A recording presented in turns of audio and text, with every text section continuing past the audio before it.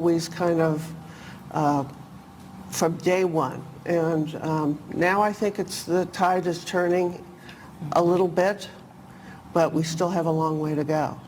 And you're convinced it's about the broadcast rights and the television rights, the things that come through with some of these? Because NBC broadcasts the Chevron. Yes. Right, it's all about exposure, you know, and you can do the things behind the scenes, the way you market the players, how they're seen on social media, all the little extra things, you know, they get the clicks these days, you know, it's the times are changing and you have to adjust and you have to change, but it's really how can we increase the amount that we're seeing to hopefully bring in TV rights deals, you bring in more sponsors that way as well. You both are investors, I believe, too, and watching the markets pretty closely. Love it. Amy probably I watch your show all the time. Yeah, Joe and Andrew, she asked me about each of you last night. Joe, she knows what a big golf fan you are on all of these things, too. And so go ahead, Joe. I see you raising your hand. Oh, no, I'm excited. I think Amy and Stacey, majors I get the same feeling when I just get excited when they're coming. I'm glad that we have 9 of them, and then you add in the players and a couple of AT&T, the Pebble Beach, and there's something every week. But I'm more new to watching the ladies, but man, I think you might have, I'm not going to say it, but you might have better actual swings than a lot of the guys that just hit it. So don't you? The tempo I see on some pretty of the good short games. And short game too. And the same. You got to chip and putt, Joe. Well, Amy, I don't know if it's happened to you, but the nerves aren't quite what they used to be. Well, maybe they never were that great for me, but now the small muscles get very yippy. I don't know what to do with the chipping. I'm doing it one arm now. Is that okay? Yeah, that's okay. Or just look at the hole and don't look at the shot, and you'll hit it pure. Exactly, and actually visualize like you're tossing it underhanded to that might work. I don't know. Now you're hypnotizing me. I don't know. I hit the biggest putt of my life once with my eyes closed in Jamaica. Why? Why'd you close your eyes? Because I was so nervous. It was a winner-take-all tournament. I couldn't have gotten it back. And I closed my eyes, and I knew how far 20 feet was, and I made the putt. Way to go. Wow. So, way to go. Might want to try that one. Close your eyes and swing.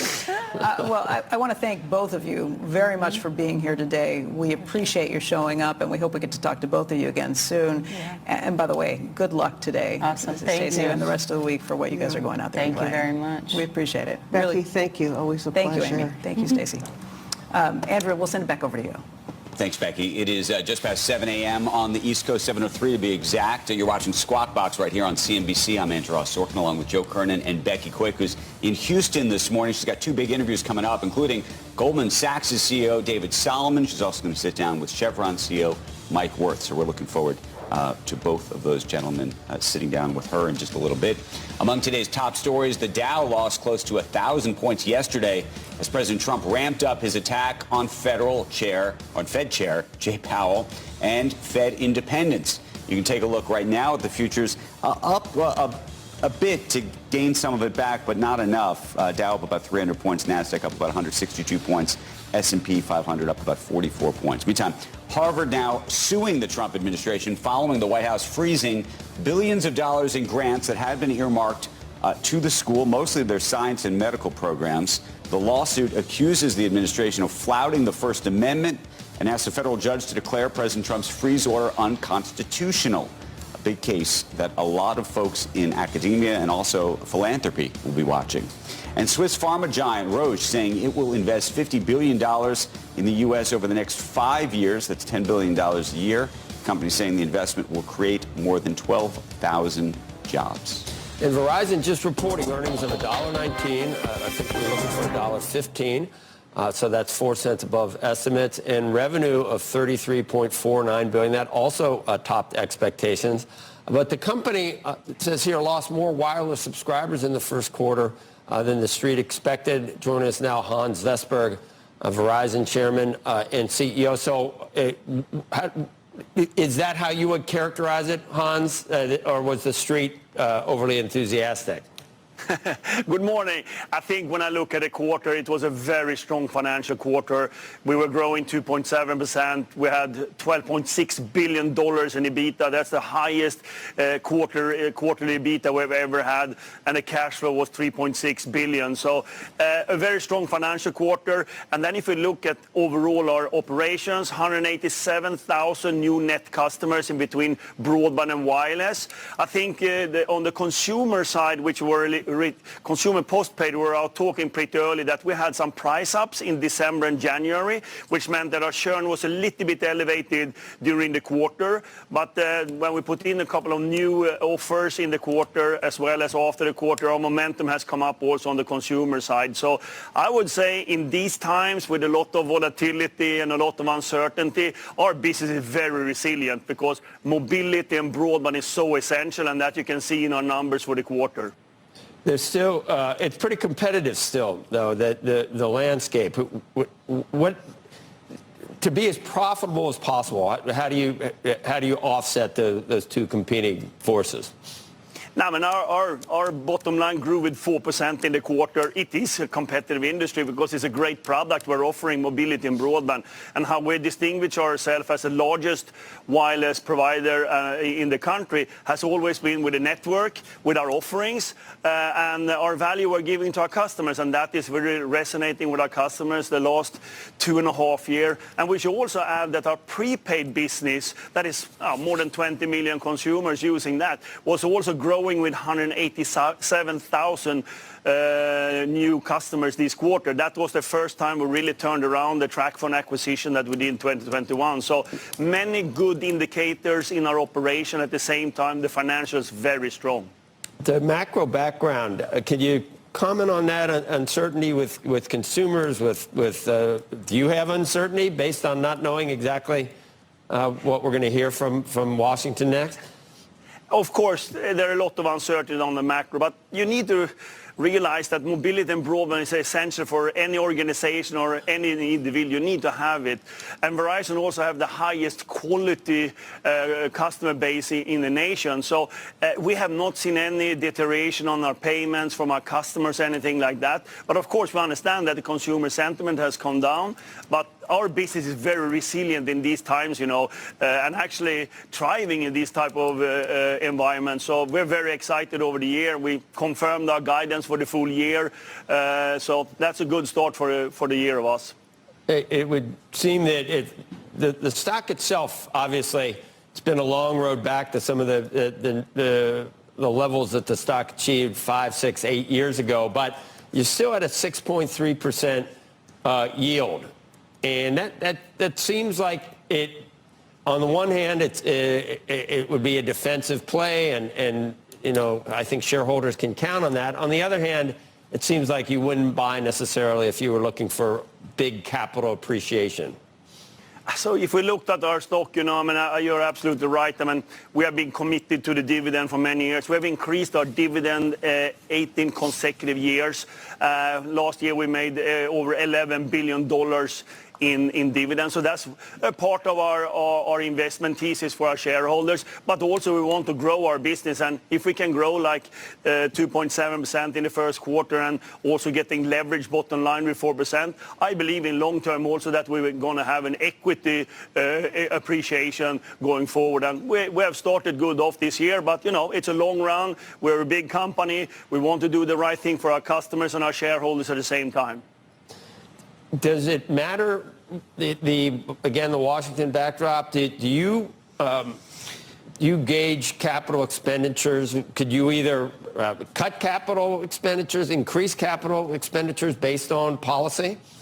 So I would say that we are very committed to our investments in our network. I mean, this year our guidance is on midpoint $18 billion. Verizon has spent over $200 billion the last 6 years in the United States in infrastructure. So we are committed to do that. And there will be ups and downs and different things. But I think one thing that many of my peers, CEO peers, and I think is the tax and the bonus depreciation. If the tax legislation come back on that, it will, of course, create opportunities for for more investment because that will unleash a lot of cash for many of the companies, that for us and for others. So I think that will make a difference. But all in all, we are very committed to the investments we're doing right now in our business, and we will continue to do so because it's so important for our customers and our shareholders. You're talking about extending the tax cuts from 2017. Is that what you're alluding to? Yeah. The tax depreciation on capital expenditures and research and experimentation. That's what I'm talking about, and that was a tax legislation came in 2017, and of course many of our peers in the business roundtable, of course, are advocating for bringing that back. But ultimately, that's what the government need to decide on. We need to execute on the environment we're into, and Verizon is executing very well in this environment. Okay. Very good. All right, Hans, thank you. Thank you so much. Yeah, we appreciate you coming on Squawk Box. Thanks. Look at all that great background. Bye. Where is he? Yeah. Where are you? I'm in Basking Ridge, New Jersey. That's where I'm at, the headquarters of Verizon. This is the headquarters. What is behind you there, though? Those big V's. That's Verizon. That's a V for Verizon. No, I know it's a V for Verizon, but what is it exactly? Are they just... What is that whole... This is the reception area of Verizon's headquarters in Basking Ridge, and that's the V's we have behind us. It's just a nice, modern way of showing our brand as we refreshed the brand last year. Looks very cool. Thank you, Hans. Thank you. Great to see you. Appreciate Bye. it. Coming up on the other side of this, an update on some European pharma stocks that'll make anti-obesity drugs that are feeling the heat this morning. We're going to show you what is going on right after this when Squawk returns.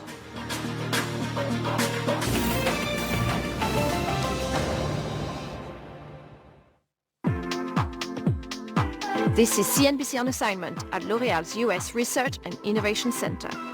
Pledge is to invent the future of beauty, and therefore to do that you need the future of research centers, and that's exactly what's being built here, potentially the blueprint for our future R&D centers around the world. And it's going to serve the USA, our number one market, but not only, because here will be invented new formulas that will serve consumers all around the world. With a competitive beauty market constantly evolving, innovation is crucial to stay ahead. Consumers now seek products that cater to their unique skin tones, textures, and concerns rather than one-size-fits-all solutions. Personalization is definitely the future of beauty. Real personalization is also what I would call the ideal curation, is giving you the most precise recommendation of existing products, but which combination will be perfectly matching your needs, your skin tone, or your hair type. The world's second largest economy is evolving fast, and you have to stay ahead. Very symbolic of the return of that animal spirit. From policy shifts to tech disruptors, the EV journey has only just begun. IPOs to global trade, booming and making their debut. Sharp analysis for all you need to know about China and its relationship with the world. We are never short of competitors, so we do know how to compete. I'm Emily Tan, reporting live from Hong Kong. Join me on The China Connection. I took my first journalism class in high school. It felt like a superpower. I find it really meaningful to reach new audiences, women, people of color, younger demographics. A lot of traditional financial advice might not take into consideration that people have debt or that rent is so expensive. To me, ambition means taking on new opportunities that take you out of your comfort zone, but help you learn and grow. Squawk on the Street, CNBC.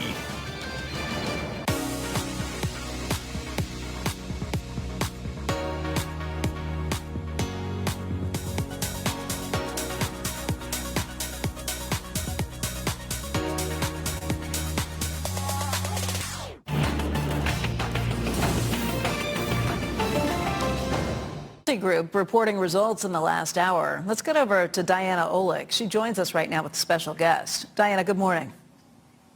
Good morning, Becky. Yeah, Pulte had a strong beat on the top and bottom lines in its Q1, despite affordability challenges and a growing concern in the macroeconomic environment. So joining me now is Ryan Marshall, CEO of Pulte. Ryan, thanks so much for joining us this morning. I stole your words right there. Those were from your release about the affordability challenges. Tell us how you did so well in Q1 and what you're seeing at the start of Q2. Yeah, good morning, Diana. It was a really good quarter for the company. A few things that I'd highlight. We delivered over 6,500 homes, which generated about $3.7 billion in revenue. And we continue to deliver industry-leading gross margins of 27.5%. When we think about what's allowed us to deliver these kind of results, it's our industry-leading operating platform, our broad diversification. We're in 45 different metros across the United States, so we're a very large builder. And over 60% of our business is concentrated in serving the move-up and the active adult buyer. And the reason that I mentioned that is those two buyer groups have been particularly resilient in this type of economic uncertainty that we're currently in. So it was a big contributor to the results that we had in the quarter.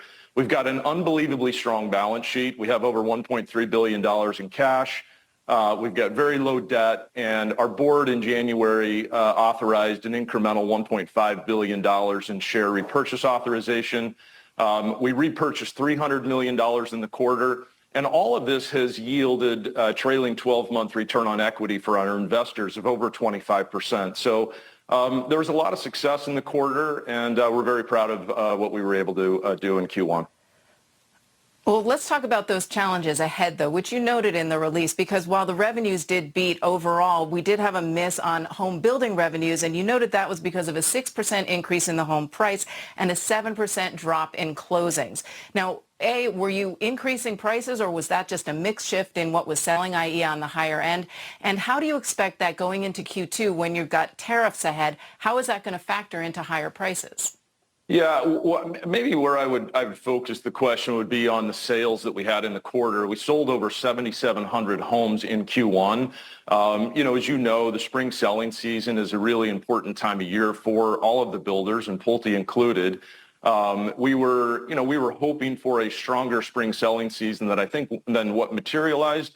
But 7,700 homes is a lot of homes. And we remain incredibly optimistic about what the future looks like. We're well positioned to succeed. We, would certainly expect to sell a lot of homes between now and the end of the year. Right, but we need to talk tariffs, so that is the elephant in the room. The home builders, the National Association of Home Builders, are saying it's going to add about $10,900 to the cost of a new home. What are you going to see at Pulte, and how is that going to factor into your pricing?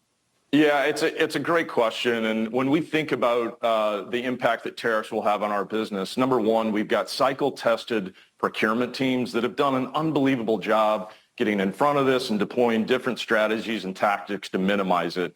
The estimate that we have for our business is about 1% of our average sales price.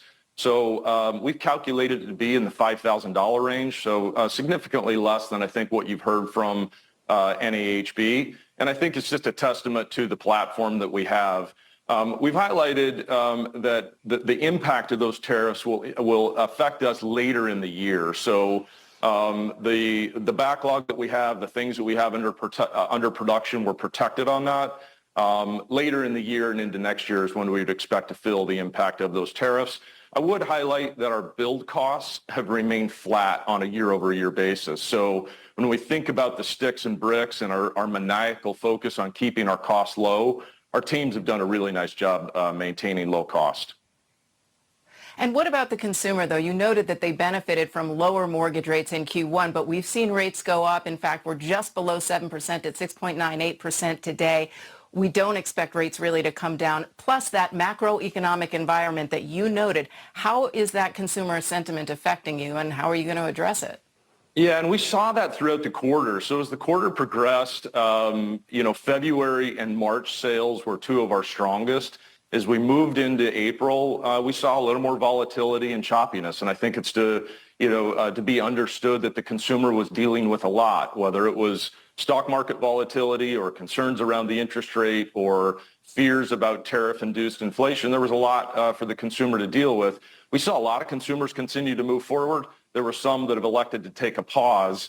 When we think about affordability, I mentioned that 60% of our buyers are in that move-up and active adult space, and they've handled the affordability challenges in a much better way, just given their overall personal financial platform. For the entry-level business, which is about 40% of our business, we've got really powerful and meaningful financial incentives that we can use to buy down that 30-year fixed-rate mortgage, and we found that to be a very impactful, meaningful benefit to that consumer as well. Ryan, thanks so much for joining us. Ryan Marshall, CEO of Pulte. Back to you, Joe. Great, Diana. Thanks for that. We have to look at now some of this morning's earnings movers when we come back, and we will be right back. More Squawk Box.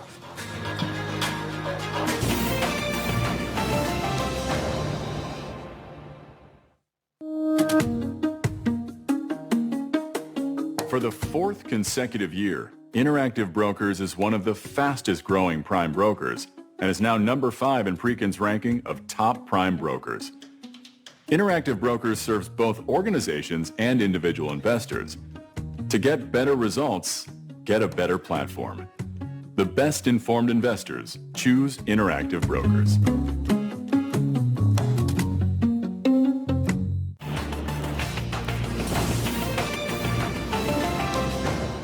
I think ambition creates a pathway.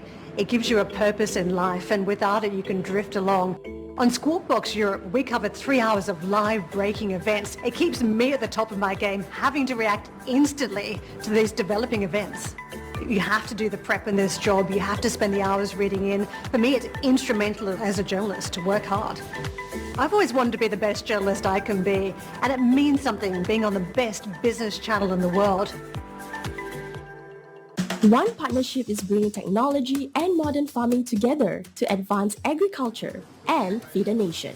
We are starting with an automation platform. So a system which is controlling relevant machines, processes. This is our prototype for the precision nutrient injector that interfaces with the Siemens platform that we're building. We're able to store over 100 different types of recipes. And on demand, the machine will actually mix it up and then deliver it to any Go bids. It is in the same moment giving remotely access to Artisan Green at any point of time. They can see what is the status, what is their energy consumption, what is their water consumptions. The Energy Manager module from Siemens allows us to monitor the equipment, and with that we're able to make sure that the equipment's running at its 100% efficacy, and as a result, electricity costs that way. Sponsored by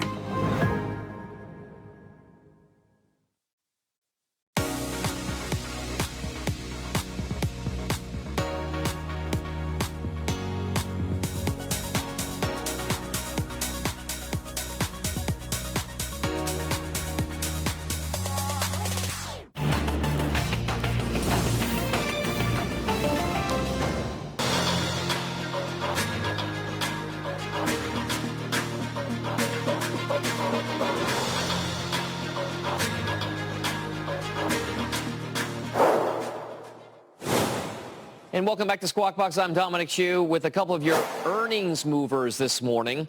We'll start with GE Aerospace. Those shares up just about maybe 1.75% at this point after reporting quarterly results just in the past hour. The company affirmed its full-year outlook and posted first-quarter profits that came in above expectations. The world's largest maker of jet engines said results were driven by commercial demand, and then added that cost-controlling efforts are helping the company navigate this volatile environment. So those GE Aerospace shares up. Sticking with the earnings side of things, we'll check in on Verizon. Shares are down just around 4% or so, despite a beat for both earnings and revenues. But wireless subscribers were a concern. They came in below expectations. The company reported a net loss of over 289,000 monthly phone subscribers, which is more than double the decline recorded at the same time last year. So that's maybe contributing to that 4% decline. And we'll end with a look at a key analyst note out there this morning. Bernstein is downgrading eBay from an outperform to a market perform rating and cutting its target price from $70 down to $65. Shares of eBay are down just around maybe 0.25% or so. They cited an unpredictable operating environment for e-commerce due to uncertainty around President Trump's tariffs, and said that China-sourced inventory is still an area of concern, at least in the near term. Now for that and other big calls of the day, just head over to cnbc.com/pro. Subscribers get all the full details. Andrew, I'll send things back over to you guys. Okay, thank you for that. Coming up, Facebook co-founder Chris Hughes. We're going to go talk to him about tariffs, President Trump lashing out at Fed Chairman Jay Powell, the future of capitalism. He's got a new book out, and so much more. As we head to a break, check out some of the big tech names this morning. Squawk Box returning after this.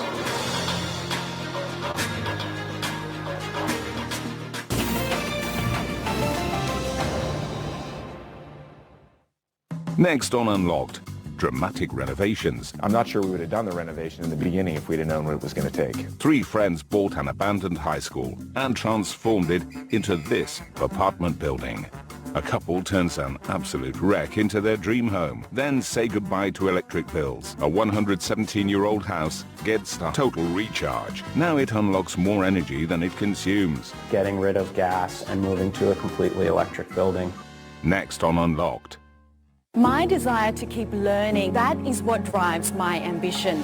I sought a career change after 5 years working in corporate law to pursue a passion, which is to tell people stories and help our audiences make sense of the world that we live in. CNBC is on assignment in Barcelona as Spain once again plays host to the Mobile World Congress. We have all this kind of wildfires everywhere. You know, there is the need for data centers, there is the need for more computation power, there is this need for AI, there is the need for connecting the world to bring businesses together, there is the need for consumers to have faster access. And for all of this, you know, we are kind of firefighters trying to solve that problems, but we have a leaking hose here in Europe, because the regulatory environment is not fitting. I think it has created a different thinking. The momentum's still there. Large language model continue to be prevalent. AI is such a compelling technology. Every country in the world is going to pursue it. I think it's an imperative that the Western world lead in innovating in this new technology. That means investing in compute so we have the best infrastructure. It means investing in data so that the models can be trained in innovative ways. Scott Wapner from the NYSE. Closing bell, CNBC.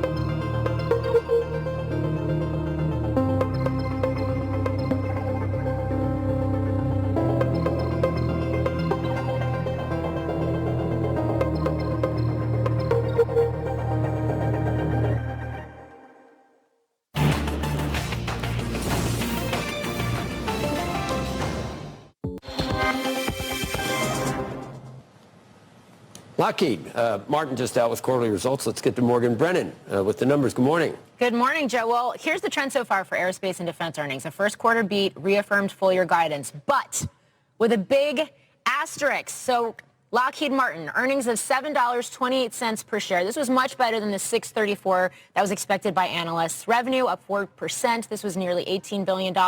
Also a beat. Lockheed emphasizing its $173 billion backlog. That represents over 2 years of future sales. This after a high-profile loss to Boeing for the F-47 program to build the Air Force's 6th-gen fighter jet.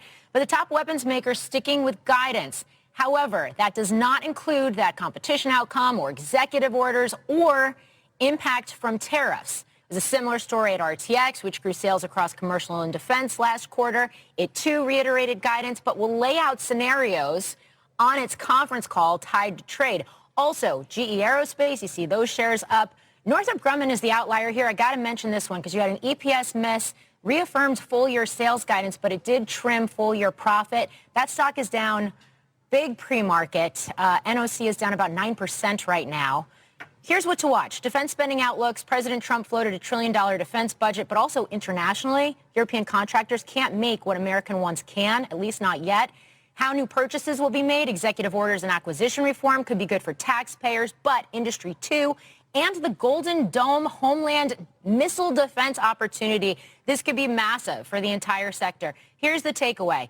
Even the companies with largely U.S.-based supply chains making products in high demand at times of heightened geopolitical tensions like now, they're not immune to this so-called economic uncertainty. But they are somewhat buffered, which is why they've outperformed the market so far this month with names like Lockheed Martin actually up since the beginning of April, Joe.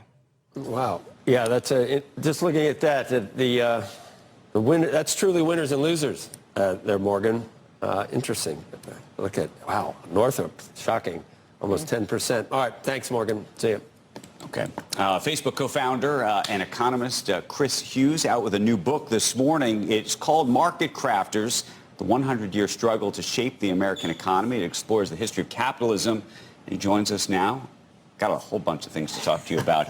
But I'm ready. But maybe the best way to start is to try to put this moment in terms of our politics and maybe our economy in the context of what you looked at, because you talk about sort of the whole sweep of history. And, by the way, Democrats ruling and Republicans ruling. Absolutely. So this book makes the case that there's a long history of policymakers organizing and managing markets for political goals, things like making Americans richer, safer, more economically stable. That's a joint project. Republicans do it, Democrats do it, and only by uncovering that hidden history are we going to figure out some way to rebuild after the chaos of Trump in this moment. Okay, so here's my question. How important is, you went to Harvard, for example.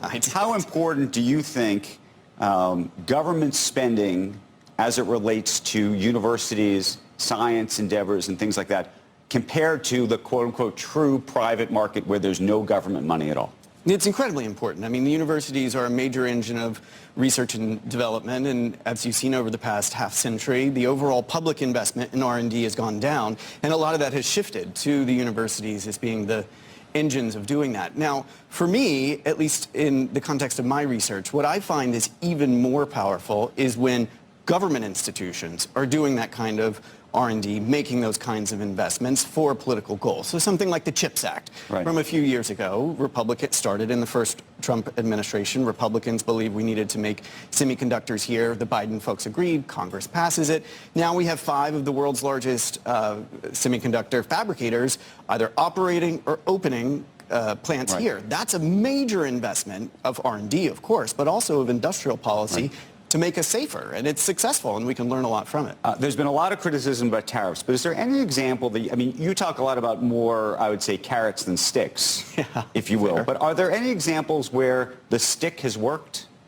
Well, I think on balance, the public investment industrial policy is a much better way to accomplish these goals. So bringing back jobs in American manufacturing, for instance. I think targeted tariffs can work in some moments, but I definitely don't think that's what's happening in this What do you make administration. when we see a press release like Roche announced this morning they're going to have make a $50 billion investment in the U.S. They say it's going to create 12,000 jobs over the next 5 years.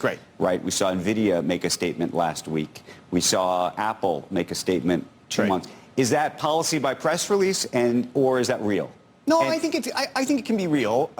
However, I also think that if Trump fires Powell, then the chaos in those markets is going to lift the cost of borrowing. It's going to make it a lot harder to follow up on those kinds of promises. So I think I'm American, I'm a patriot. I believe that it would be great to have those kinds of investments here at home. I just think that there, in the long term, is a much better way to go about doing it. One of the things I've been thinking about is, assuming that Powell is out next May anyway, and assuming that Trump is going to put his person in then, why would the market dislike his firing, but be fine with whoever replaces him? Because you're going to think that because of what it says. Because of what it says. Because of what it says. But the practical reality may be no different. I don't think that's right. I think, a quarter of the book that I write about is the history of the Fed and why its insulation independence is so important to its success. And so, first off, the Federal Reserve Act is very clear. The chair cannot be fired unless it's for a cause. Now, the FTC Act also says that, and Trump has fired 2 of the Democratic commissioners. So we'll see if he follows the law in the first place. However, if he does fire the chair, he can also remove the other governors. So if he so chooses, if the courts uphold that way of thinking about it. And so all of a sudden you have a board of governors which is entirely dependent on the political cycle. And how are you going to trust that to guarantee price stability, let alone financial stability or full employment? I just have almost my default position is that the government is probably the worst entity at you're snickering. I'm not snickering. I just have a sense of what you're going to say. It's the worst. No, it's just historically central planning and trying to allocate resources based on what 100 intellectuals in an administration think they should do. It just hasn't worked out in the past. And iPencil, Adam Smith, the invisible hand. That industrial and I would say both sides probably make mistakes in terms of trying to orchestrate industrial policy. Solyndra on one side, You know, and then the Republicans do tariffs on the other side with all the unintended consequences of tariffs. It just seems like central planning and industrial policy never works. Yeah. So I'm with you on central planning, but you like the Fed. Is that different than industrial planning? Well, what I'm talking about is something called market craft. And so I think the Fed is a good example here. I imagine you like it. Most investors, watchers of the show believe that on balance, it's a good thing to have. The Fed is literally guiding short-term money markets, sets the price of credit, and then it buffers and ensures that in any given day it functions in an orderly fashion. That's not planning, nor is that a free market fantasy. That's market craft. You think the government can decide which and inspiring but the Fed, I'm not talking about the Fed, but let's talk about just innovation in the way that, you know, the way that the private sector decides to allocate resources for things. You don't think that's more effective than a bunch of smart people in Washington? I wrote the book because I believe that the private sector is very, very important to spurring innovation. No, that's what it the whole just book needs to be says. managed and it's all about entrepreneurs more than it's a dance. You need two. You need the state and you need markets to make it work. But it was just that the government industrial policy has been more important than the private sector in terms of innovation. I think this is a false choice. More important or less important. You need both of these things to guide markets and make sure that they're working the way that we want them to. You need it on climate policy.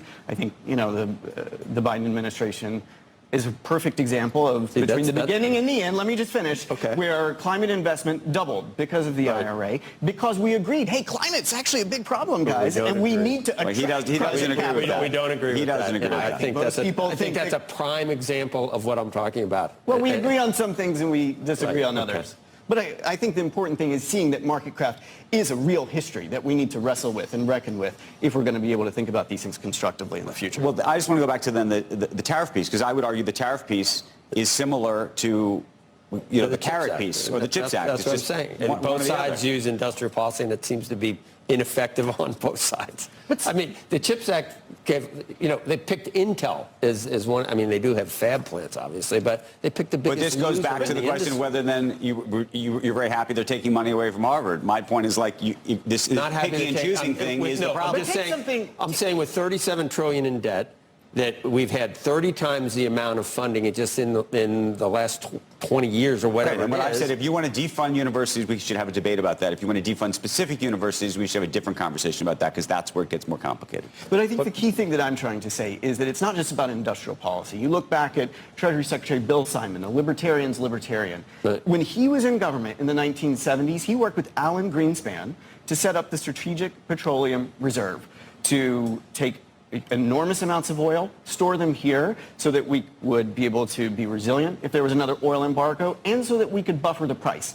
I don't think you would call that industrial policy. I wouldn't either, but it is market craft. It's saying that we can't just wait for energy markets to supply us. We need government to have a guiding hand here to make sure these things are stable, and we haven't had an energy crisis in 40 plus years because of it. Then your guys, I'm talking about Biden, used it because the emergency was that prices were too high during the midterms. So we depleted it to where we're down how much at this point? The SPR. Yeah. The SPR still has hundreds of billions. Right, but we're probably 40%. Aren't we down 40%? Well, the whole idea is to use it to buffer. Like if you're not using it. No, you said for wars. You didn't say for higher energy prices. No, I didn't say for wars. No, actually for price buffering. I think it's important. That wasn't an emergency, the midterms. What I think is important to learn from the SPR is that we can buffer prices, right? So that when they get high, we can ensure that they don't get too expensive. And when they go low, we can ensure that they're... Exactly, and that is market craft. It is fossil fuels, though, Chris. Well, it is. We need them, it turns out. It's a longer conversation. For a little while longer. The book is called Market Crafters, and it's a fascinating history of just what's happened in this economy, and it actually creates a lot of this good debate. So, Chris, thank you. Congratulations on the book. In the meantime, I want to get back to Becky, who's got a special guest in Texas this morning. Becky. Andrew, thank you. We are here at the Chevron Leadership Initiative's Co-Mission Champions of Women in Sport event. Joining us right now is Goldman Sachs CEO David Solomon. He's here because Goldman Sachs has an interest in women's sports and in the LPGA in particular. But Dave, I want to talk to you about what's happening in the markets right now. It's been a pretty confusing time. You're seeing all these weird things happening with equities dropping, bond yields going up, the dollar dropping pretty steadily. gold prices at all-time highs. And it's making people wonder what this all means. Is this a crisis of confidence in our markets right now? What do you read as to what we're seeing? Well, first of all, thank you for having me, and it's good to be with you. Thank you for joining us. Absolutely, it's good to be with you in Houston. We're in a very different macro environment than we were in just a few months ago. I think the last time I was on the show and the last time I spoke to you guys was in Davos, and certainly we could all talk about kind of the aura of how people felt in Davos, but it was very, very different. You were coming into the inauguration. There was a lot of optimism around a lower regulatory environment and changes, and so now we're a few months into the administration, and instead of policy becoming more certain, we actually have a greater sense of uncertainty broadly, and it's having a big impact on asset prices and markets. And so the trade policy and the discussions about trade policy certainly have changed the level of uncertainty in markets. Markets are looking to reprice the value of things based on the uncertainty they have around what these policies will ultimately look like and how they will ultimately be implemented. And that is therefore causing shifts in fund flows on a very significant basis. And I think one of the things that's different about what we're seeing right now is normally when asset prices, when equities reprice, it's not surprising when you go into a more uncertain environment that equities reprice. But generally when they do, people buy U.S. Treasuries. But here we're seeing different behavior because at the margin, people that have been very, very inclined towards U.S. dollar assets are slightly shifting their preferences. And I'd say it's still at the margin, but as people are selling equities, that puts downward pressure on the dollar, given these are all U.S. equities. You've got investors around the world buying U.S. equities.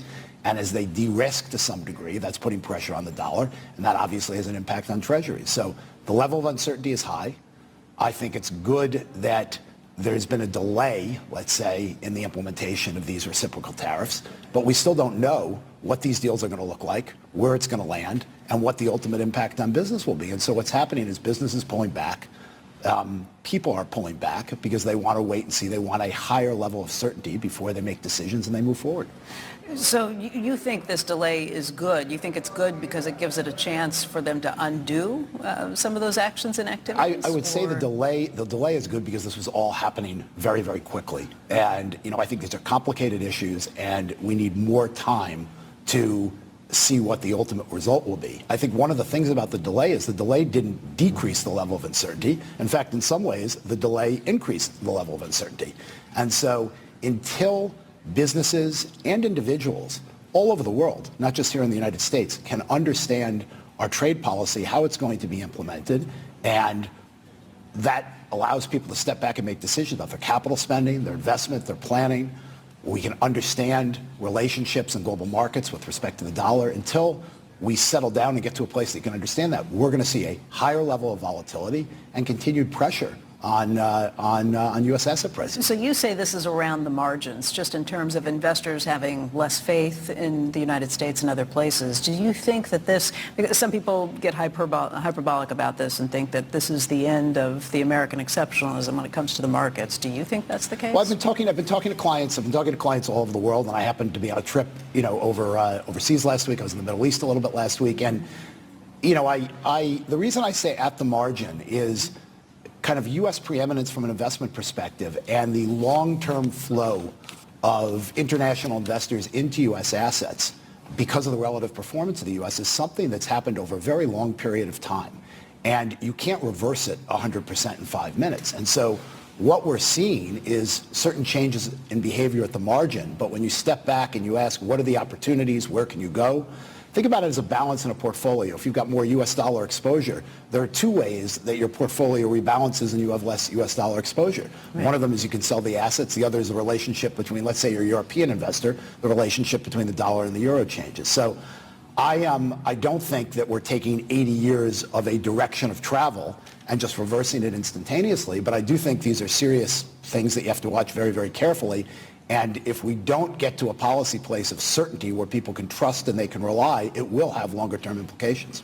But what, I guess, what is the alternative? Where people go? Well, that's one of the things as I listen to clients and I talk to clients that are big capital allocators around the world. And we happened to have a conference in the Middle East last week where we had both, capital allocators from that region, but also a bunch of U.S. capital allocators come together. And when you step back and you look at the big buckets, the big opportunity buckets, whether it's the U.S., whether it's broadly across Europe, whether it's China, still, even with all the issues that we're facing here, when you look at the innovation economy in the U.S., you look at what we're capable of from that perspective, you look at our capital markets, our capital formation, our financial system, we have enormous embedded advantages that I think investors around the world recognize, but they're concerned by the level of uncertainty. They're concerned by the pace of change, and they're looking for more clarity as to how this will settle down. And the tariffs in themselves, where do you think things will settle down? If markets are reacting and trying to reprice to whatever that ultimate place is going to be, what do you think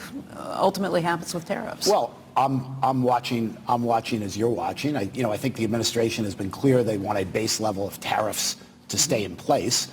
But I think it would be very helpful. My understanding is there are a number of discussions going on with various nations. It would be good to see a deal or two put forward so there's a construct that people can understand and people can start to say, okay, if that's what these deals are going to look like, this is a framework that we can start to think about and we can start to plan as we look forward. If you had framework like that was put out with some of these deals, where are the equities markets priced to those deals? Would there be relief in the equity markets at this point? Would it? I'm not a good speculator as to ups and downs in equity markets, but the one thing I know for sure, if you can create a roadmap and a clear understanding as to where we're going and what the desired result is, confidence, will improve, will improve equity market prices. And markets tend to overreact in the short term. We've all been through, stress, in markets. They overreact, but you get to a different place when you look forward 6, 12, 18 months. You get to a different place where the market has digested that change in the macro environment. It will be no different here.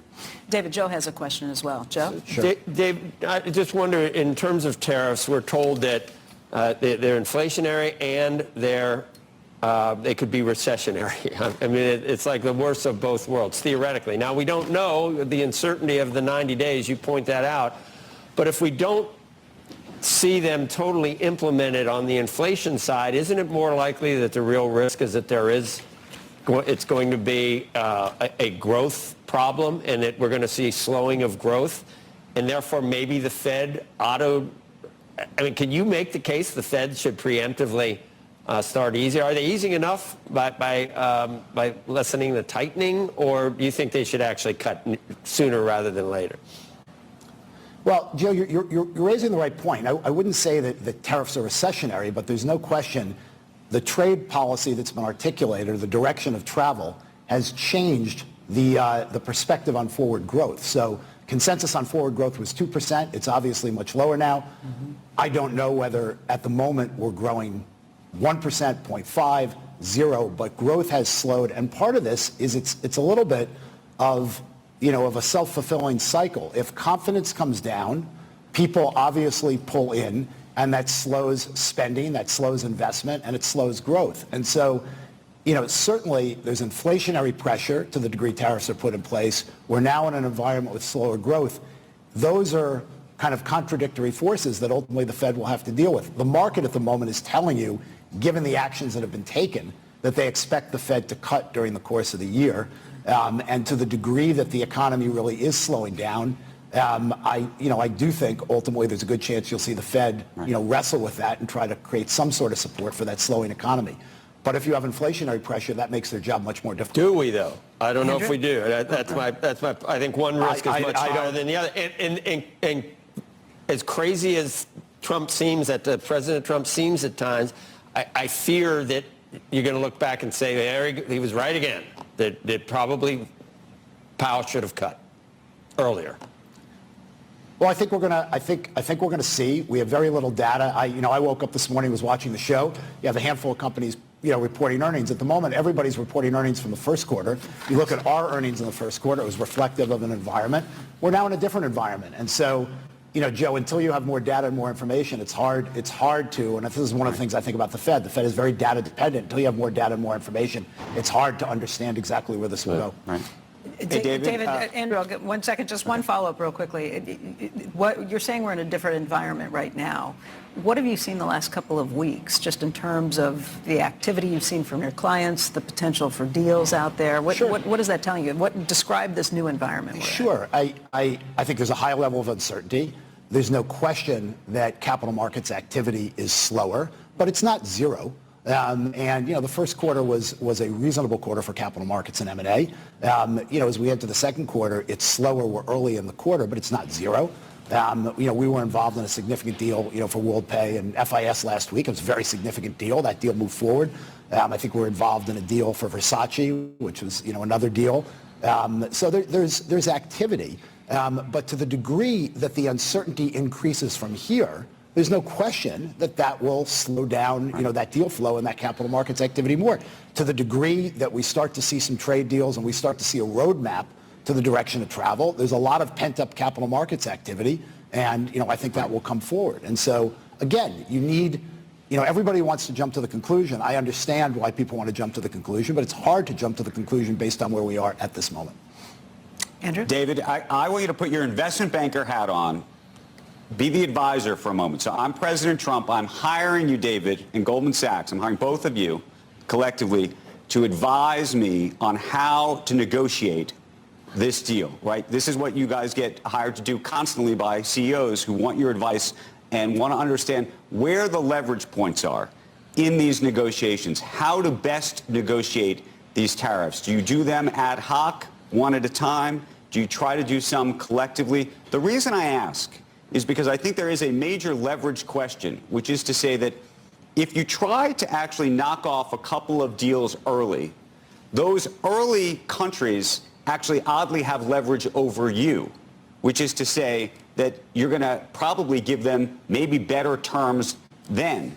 But then it actually makes it harder over time because everybody knows that that there's going to be like a favored nation status situation going on and nobody else is going to come to the table in the same way. The other question is, to the extent that the ultimate goal is to be able to have real leverage over China, you need a lot of these countries to get together with you. And so if you're Mark Carney, it's not clear to me from a leverage perspective that he sits around and says, how much can I give you, dear President Trump? It may be, how much can you give me if you want me to help you with China? Was that a question, Andrew?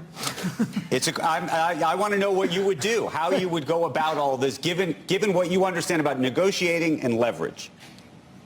So, Andrew, as you know, I was an investment banker. I'm not a trade negotiator, but I do think, these are relationships. They have different context. The relationships between different nations are different. These have to be negotiated one at a time.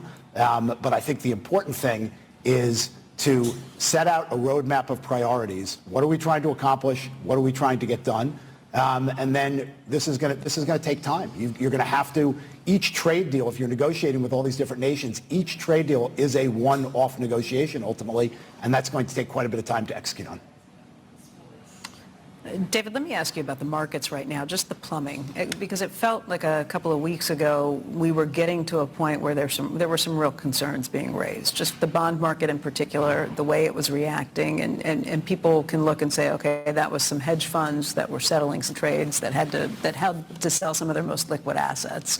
Do you see any problems in the plumbing? The plumbing, I mean, this is something that the bank CEOs have been talking about, certainly have been in touch with the Fed. I've been in touch with regulators, et cetera. The plumbing has been, markets are working quite well. Now, people don't like when stocks go down, but markets have been working quite well. I think the change in exposure that came down in March when people de-risked a little bit, I think helped as we came into this. One of the things that's just interesting to me, there's been a move in credit spreads, at this point from what I'd say was kind of all-time tights. But we're still, if you look at, high-yield credit spreads yesterday, they're still tighter than kind of, 10-year averages. And so credit spreads have held in nicely. That's something to watch if the economy does indeed slow. But at the moment, markets are functioning, very, very smoothly.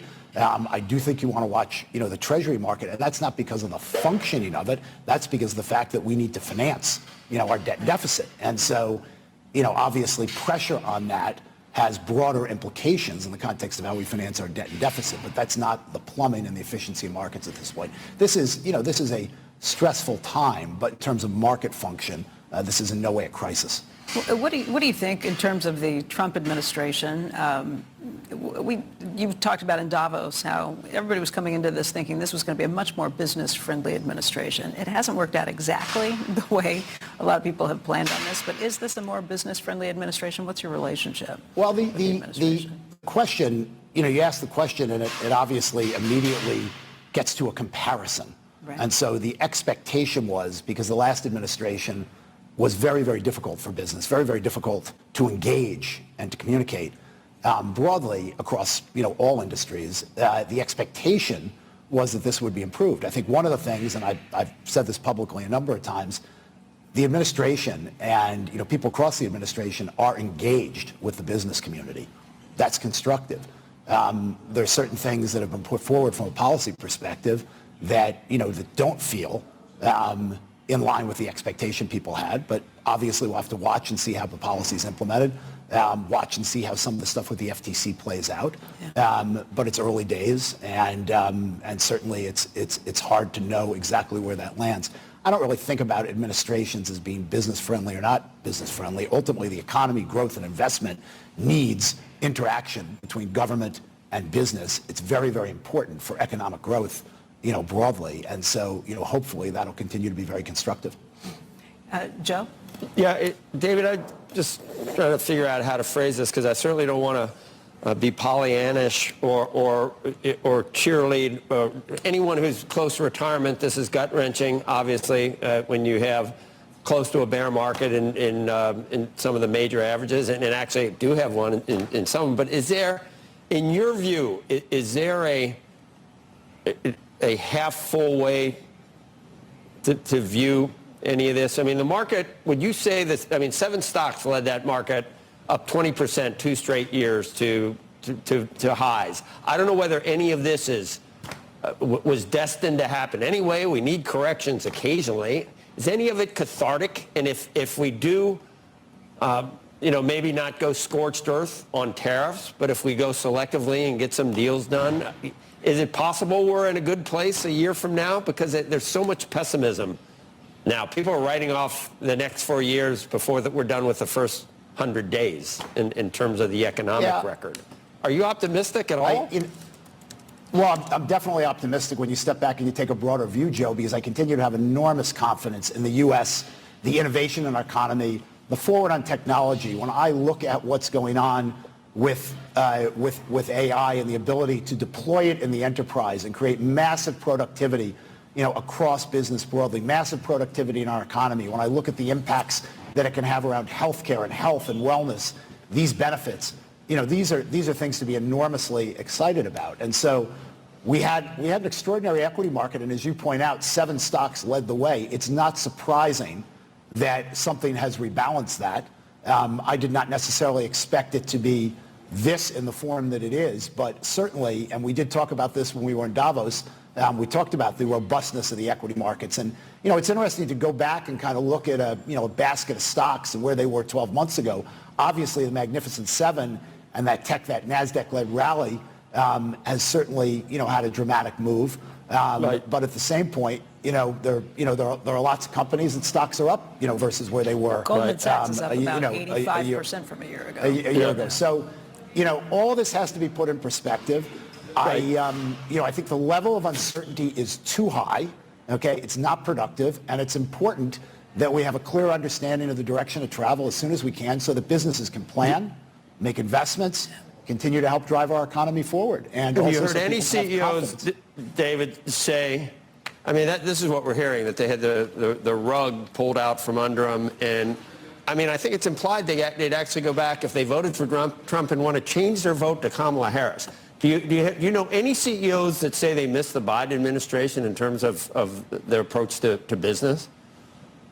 I think, Joe, what I'm hearing from CEOs, from clients that I'm talking to, is they want to understand, they want to have more certainty with respect to what the policy is going to look like, where it's going to land, what deals are going to look like, so they understand the lay of the road, the lay of the land, and they can make They can make adjustments if necessary in the way they run their businesses. You can't change these things when you look at supply chains, when you look at where things are made, when you look at how these supply chains work. You can't change them in 5 minutes or there 5 was a months. question in there, David. You asked Andrew if there actually was a question in there, but you didn't answer the question. do you know, are there a lot of CEOs saying, God, I sure wish I voted for Kamala, or I wish it was the Biden administration policies on business? Are we there yet? I don't think we're there Joe, yet. when I'm talking to CEOs, we're talking about policy, we're talking about investment, we're not talking about people's election preferences. All right. I'm not. You're not just worried about saying the wrong thing and incurring the wrath of President Trump at this point, are you, David? No, I think I've been clear. We need a higher level. We need a higher level of policy uncertainty. This level of uncertainty is not good. It's not healthy, and it's affecting investment, spending, and planning, and that will have an effect on growth in the economy. And we will see that, in my opinion, relatively quickly if we can't get to a higher level of certainty around this trade policy. David, let me ask you about why you're here. Goldman Sachs' interest in women's sports, in the LPGA in particular. Well, we've had a relationship with Nelly Korda for a number of years, and I just must say, besides being an extraordinary golfer, she's an extraordinary human being. She won this tournament last year. She won the tournament last year, and she was honored last night at a dinner, as they do every year. And so we were both there for that. But there's an event this morning. I think women's sports is fascinating. Look, I come to it first from a personal perspective that I have 2 daughters. And I watch them and the impact sports had, on them and their personal development and their growth. But I also look at some of the superstars we have developing in women's sports, Nelly being one, Caitlin Clark being another. There's a lot of opportunity for growth and, interesting economics, in women's sports. That's what I want to get to, the business proposition for this. Well, the business proposition is very, very strong, and it's moving. If you look at the WNBA media rights deal, if you look at what was that, $100 million over the course of 6 years, I think, that was for Unrivaled. Yeah, that was for Unrivaled, $2.2 billion. $2.2 billion. If you look at the salary cap structure in the WNBA, it's going to get a big move with this media rights deal. Now, obviously, these brands, these franchises, they're not, 50, 100 years old, and they're still developing, but they're attracting more attention. I think the direction of travel is certainly, pretty obvious with respect to that. You're seeing more and more investors taking a look and saying, hey, look at the relative value equation here. Look at the direction of travel. Look at the way the expansion of media rights can impact this. There's a good opportunity here around a variety of sports to get involved. And so we've got, a number of clients that are looking at women's sports in a completely different way than they did just 2-3 years ago. All right. David Solomon. David, thank you very much for spending time with us this morning. My pleasure. Thank you for having me always. I always like being with you, Andrew, and Joe, and appreciate the opportunity to be here with you, Becky. You've got an open seat anytime. Come join us at the NASDAQ. I appreciate it. Thank you. Thank you, David. Thanks. And we hope you still Thank you, guys. Good to see you. Yes, feel better. Thank you, David. Coming up, Education Secretary Linda McMahon on cost cutting, restarting some student loan collections, and freezing funds for Harvard. She joins us at 8:10. Really? Because it's 8:08. Squawk Box returns in just a moment.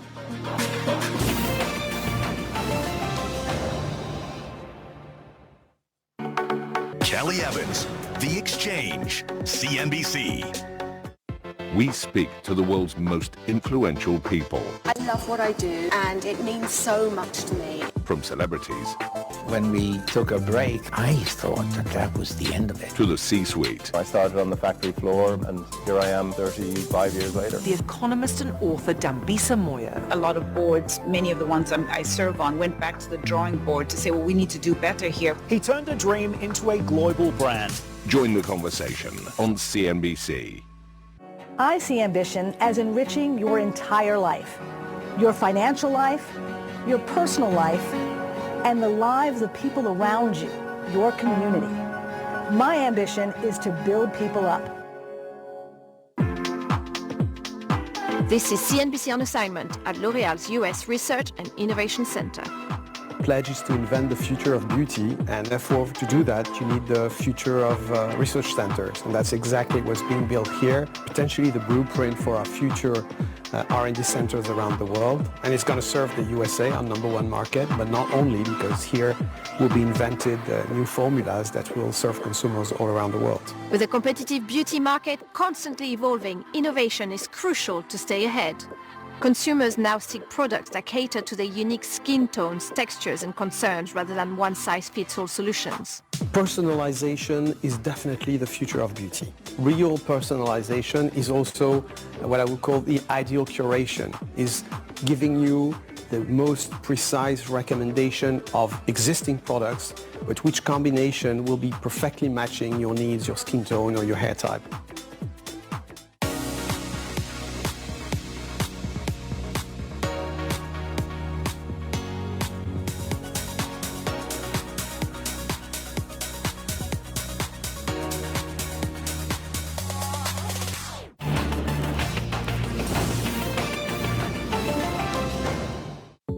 Harvard suing the Trump administration following the White House freezing billions of dollars in grants earmarked for the school. The lawsuit accuses the administration of flouting the First Amendment, and it asked a federal judge to declare President Trump's freeze order unconstitutional.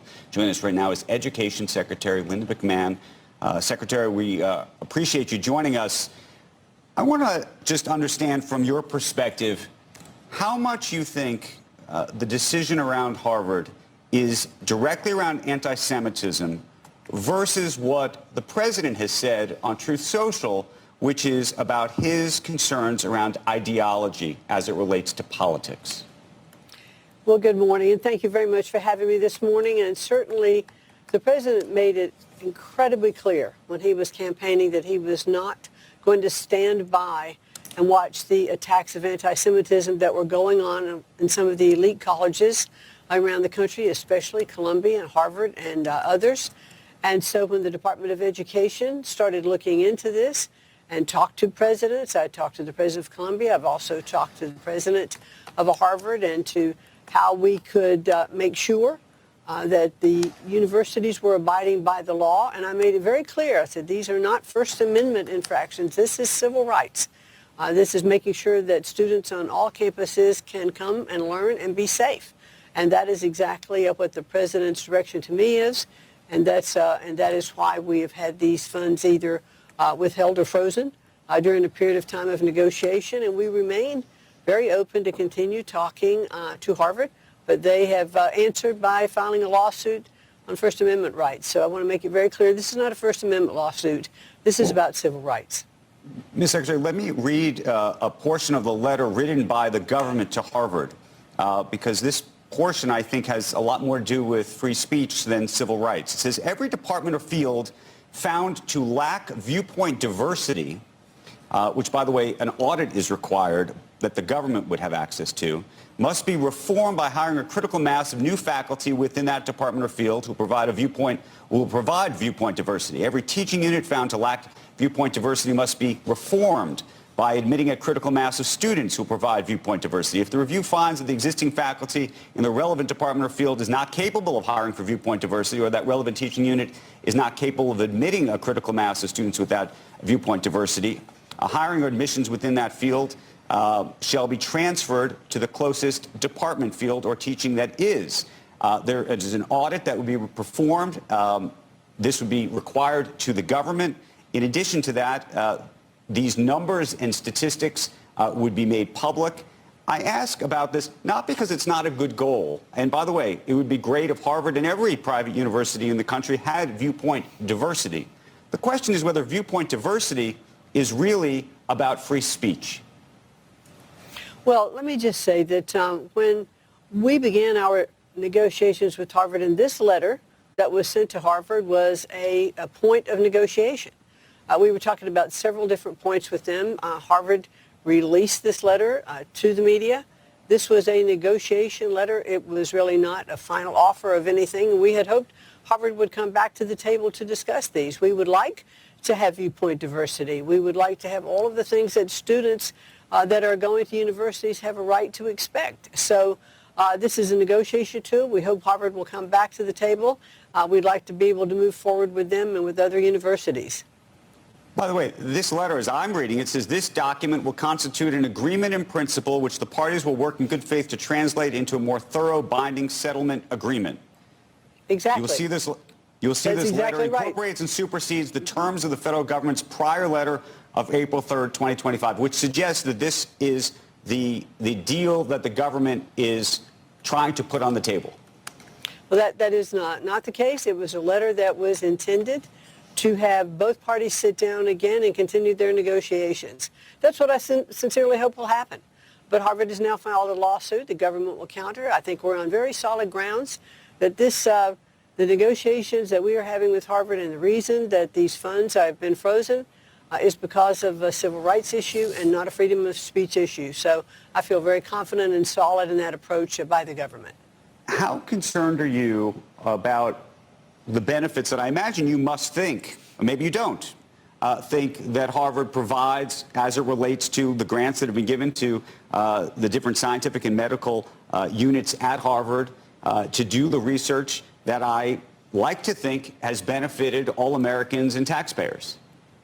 I think that the research that is done by many universities around the country has been incredibly beneficial, and most of the money that has been withheld actually has come from HHS, a lot of the scientific research. However, one of the things that the government is saying is that this is a very small part of the research funding if you consider the amount of money that these universities have in their endowments, and maybe we should look to those. But the government is just simply saying, we want to hold you accountable for the money that taxpayers are donating to universities and to make sure that civil rights of the students who are on campuses are protected. How do you feel about removing their tax-exempt status and whether that should be done to Harvard specifically in a targeted fashion, the way at least some of the discussion that President Trump has had, versus doing that in the context of all private universities? Well, I think the president has raised it relative to Harvard, and I think we have to look at each situation, one-on-one. Don't you think that would be discriminatory? I think we have to investigate and then come to the right conclusions. But let's do the investigation. I think we're putting the cart ahead of the horse a little bit here.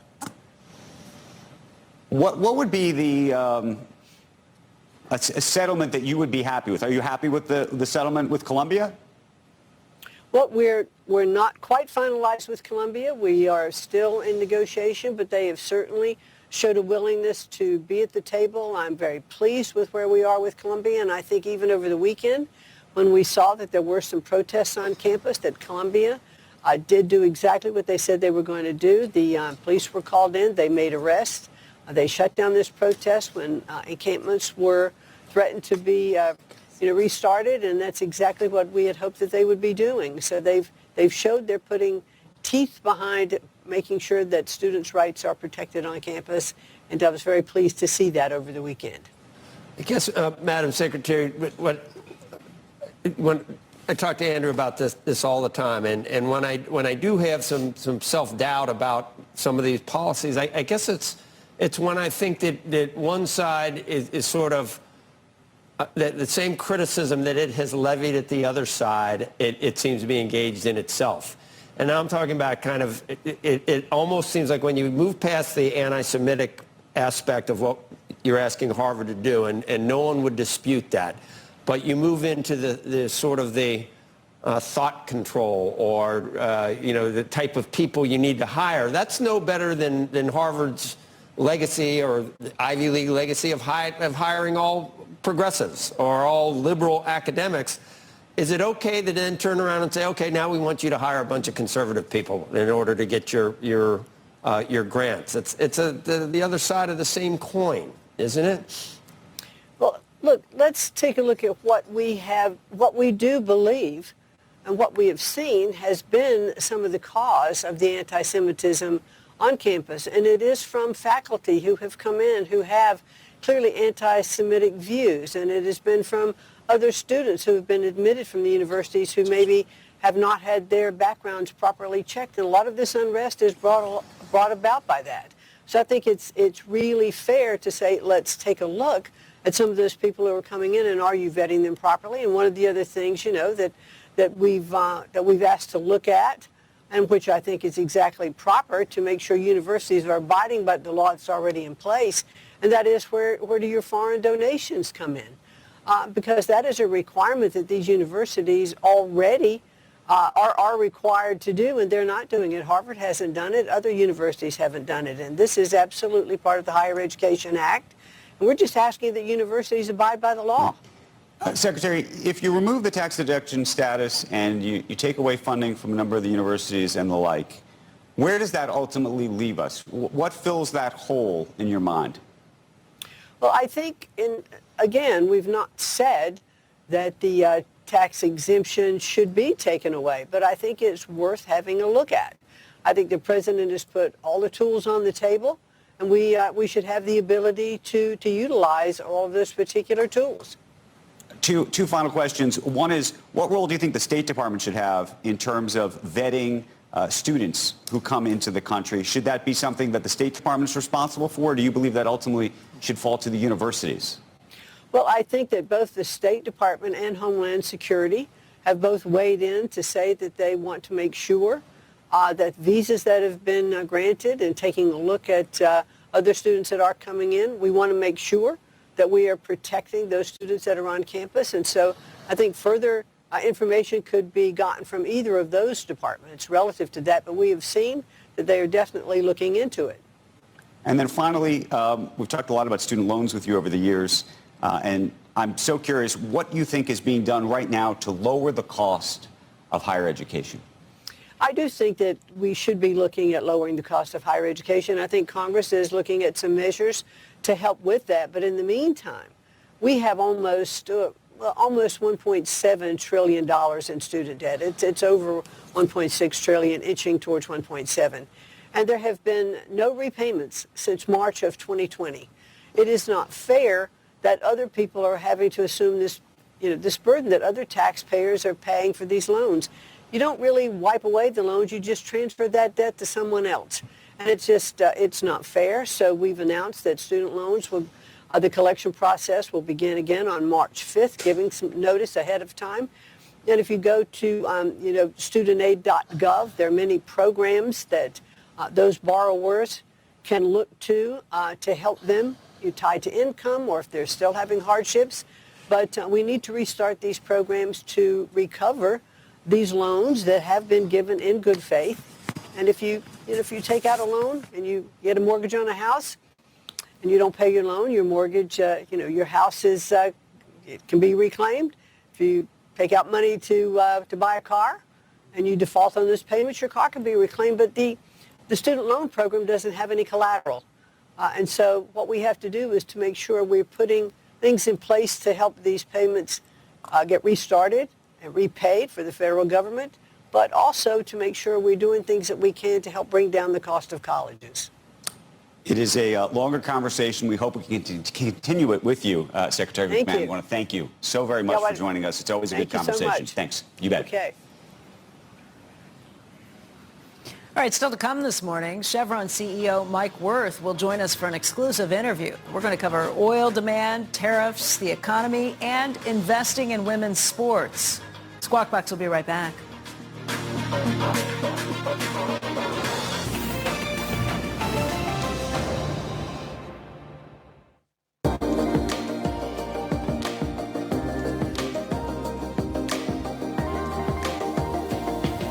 We are learning how to use AI day by day, and it is a very, very interesting new opportunity space, obviously impacting every industry.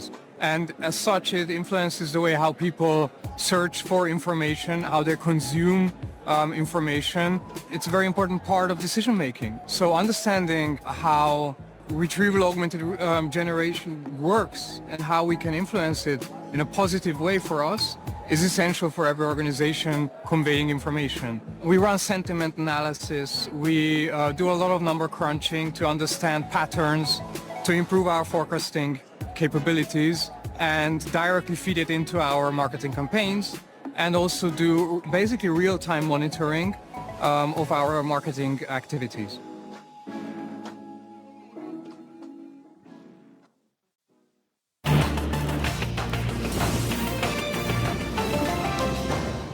On the next Next Converge. Meet rising next-generation leaders shaping tomorrow today. Keep on learning. Never be satisfied with just today's outcome. It is our responsibility to adapt. However, I think it is also important not to compromise on your values. Whatever decision we make as a company, we always keep in our mind, what good can this do for our country as well? Doing good for business and society are not mutually exclusive. Find out how they're redefining leadership on the Next Converge. There's a difference between ambition and greed. Greed is wanting more. Ambition is wanting better, and not just better for yourself, for your family, for your community, for your country. There's no reason to want CNBC if you're not ambitious, right? If you don't want better insights, better returns. And that's not just financial, though money is a part of it. We're talking about value.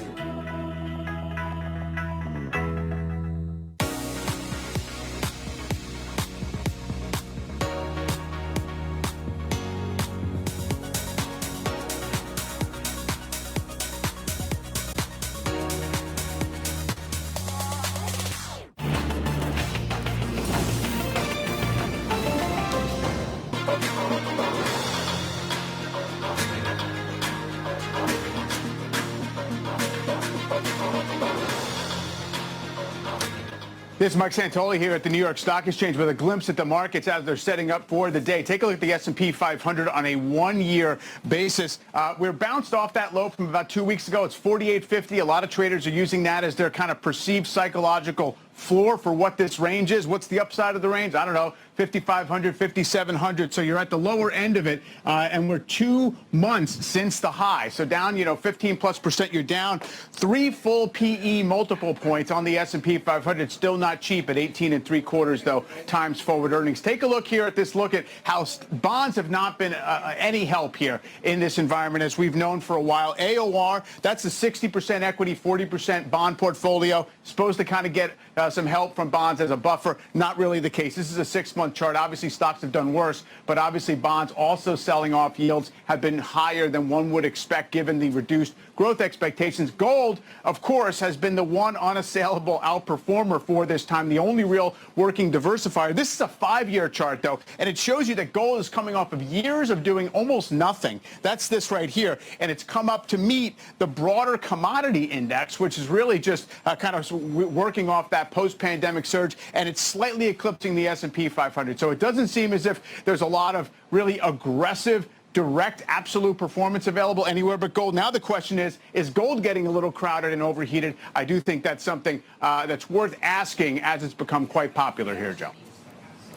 Okay, thank you, Mike. Still to come, new polling data on how the public feels about Elon Musk and Tesla compared to GM, Ford, and the other automakers. By the way, Tesla set to release earnings after the bell. Stock's down about 43% year to date. Spark Box will be right back.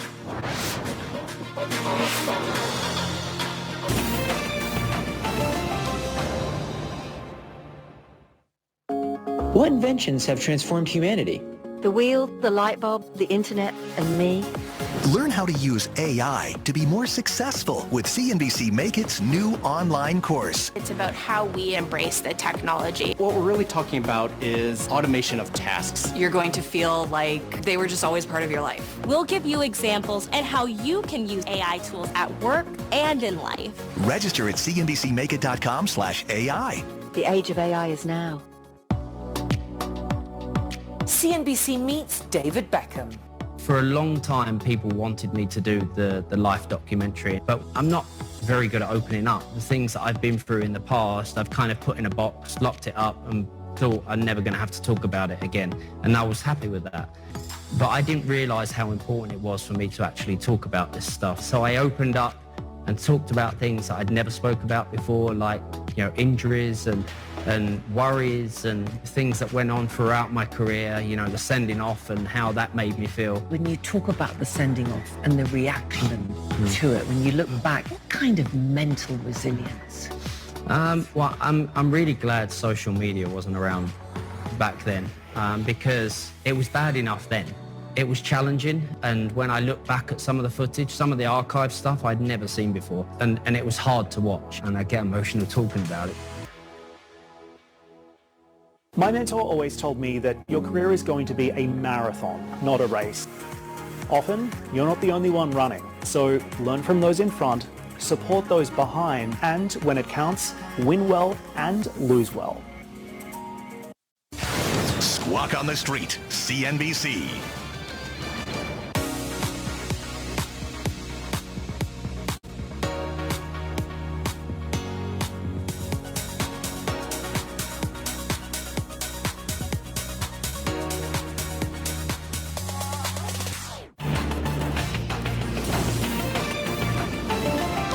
With Tesla set to announce earnings today, we have poll results on what the public thinks of the EV maker and Elon Musk. Senior economics reporter Steve Leisman joins us with the results. Hey, Steve. Good morning, Joe. Yeah, the broad public and investors have something in common. They're all sharply divided on Elon Musk and Tesla. The CNBC All-America Economic Survey finding more than half of the public has a negative view on Elon Musk, compared with 36% who see him positively, 16% are neutral. 47% are negative on Tesla and 27% are positive. Now that compares with a third of the public who have a positive view of General Motors, and 51% are neutral, 10% negative. Overall, the survey of 1,000 people nationwide finding the public divided on electric vehicles overall, 35% negative, 33% positive. Musk, as you might imagine, is tremendously polarizing. Democrats, net negative, that is approval minus disapproval, minus 82. Independents, minus 49, and there's the GOP, plus 56 on Elon Musk.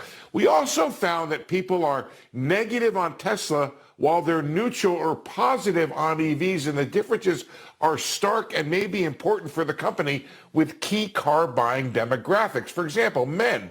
They're net neutral on Tesla, that is, again, approval minus disapproval, but they're positive 11 on EVs. Young people, 18 to 34, negative on Tesla, positive 19 on EVs. Suburban residents, actually net negative, I was surprised to find, on EVs overall. I guess they have further to drive, but more so on Tesla than they are on EVs. And there's incomes above 100,000, minus 19 on Tesla, plus 10 on EVs. And Democrats overall, look at that.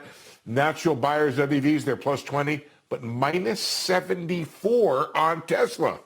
A trouble for Tesla. Republicans are strongly positive on the company, but net negative on EVs. The only way, guys, to put your Trump or Republican bumper sticker on a Tesla, though, you got to buy an EV, Joe. Yeah. I might buy one someday, maybe. I got 4 cars. I guess I could. They're not all mine. Actually, I think I do insure all 4 of them, though, don't I? Still to come, an update on earnings out earlier this morning. Plus, Chevron CEO Mike Wirth is our special guest. We'll be right back.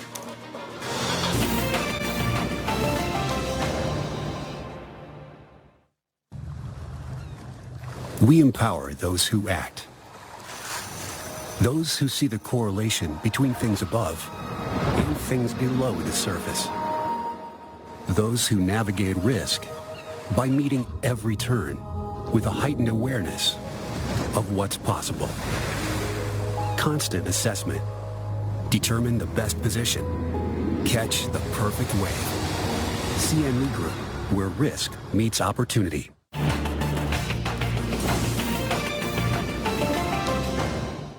Want to jumpstart your side hustle? Learn the skills to earn passive income online with CNBC Make It's new online course. Expert advice, real-life success stories. Register right now at cnbcmakeit.com/passive income.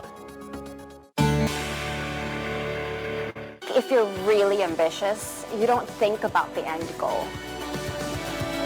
You're too busy thinking about the process of getting there and the growth that you need to achieve. And nothing can beat that.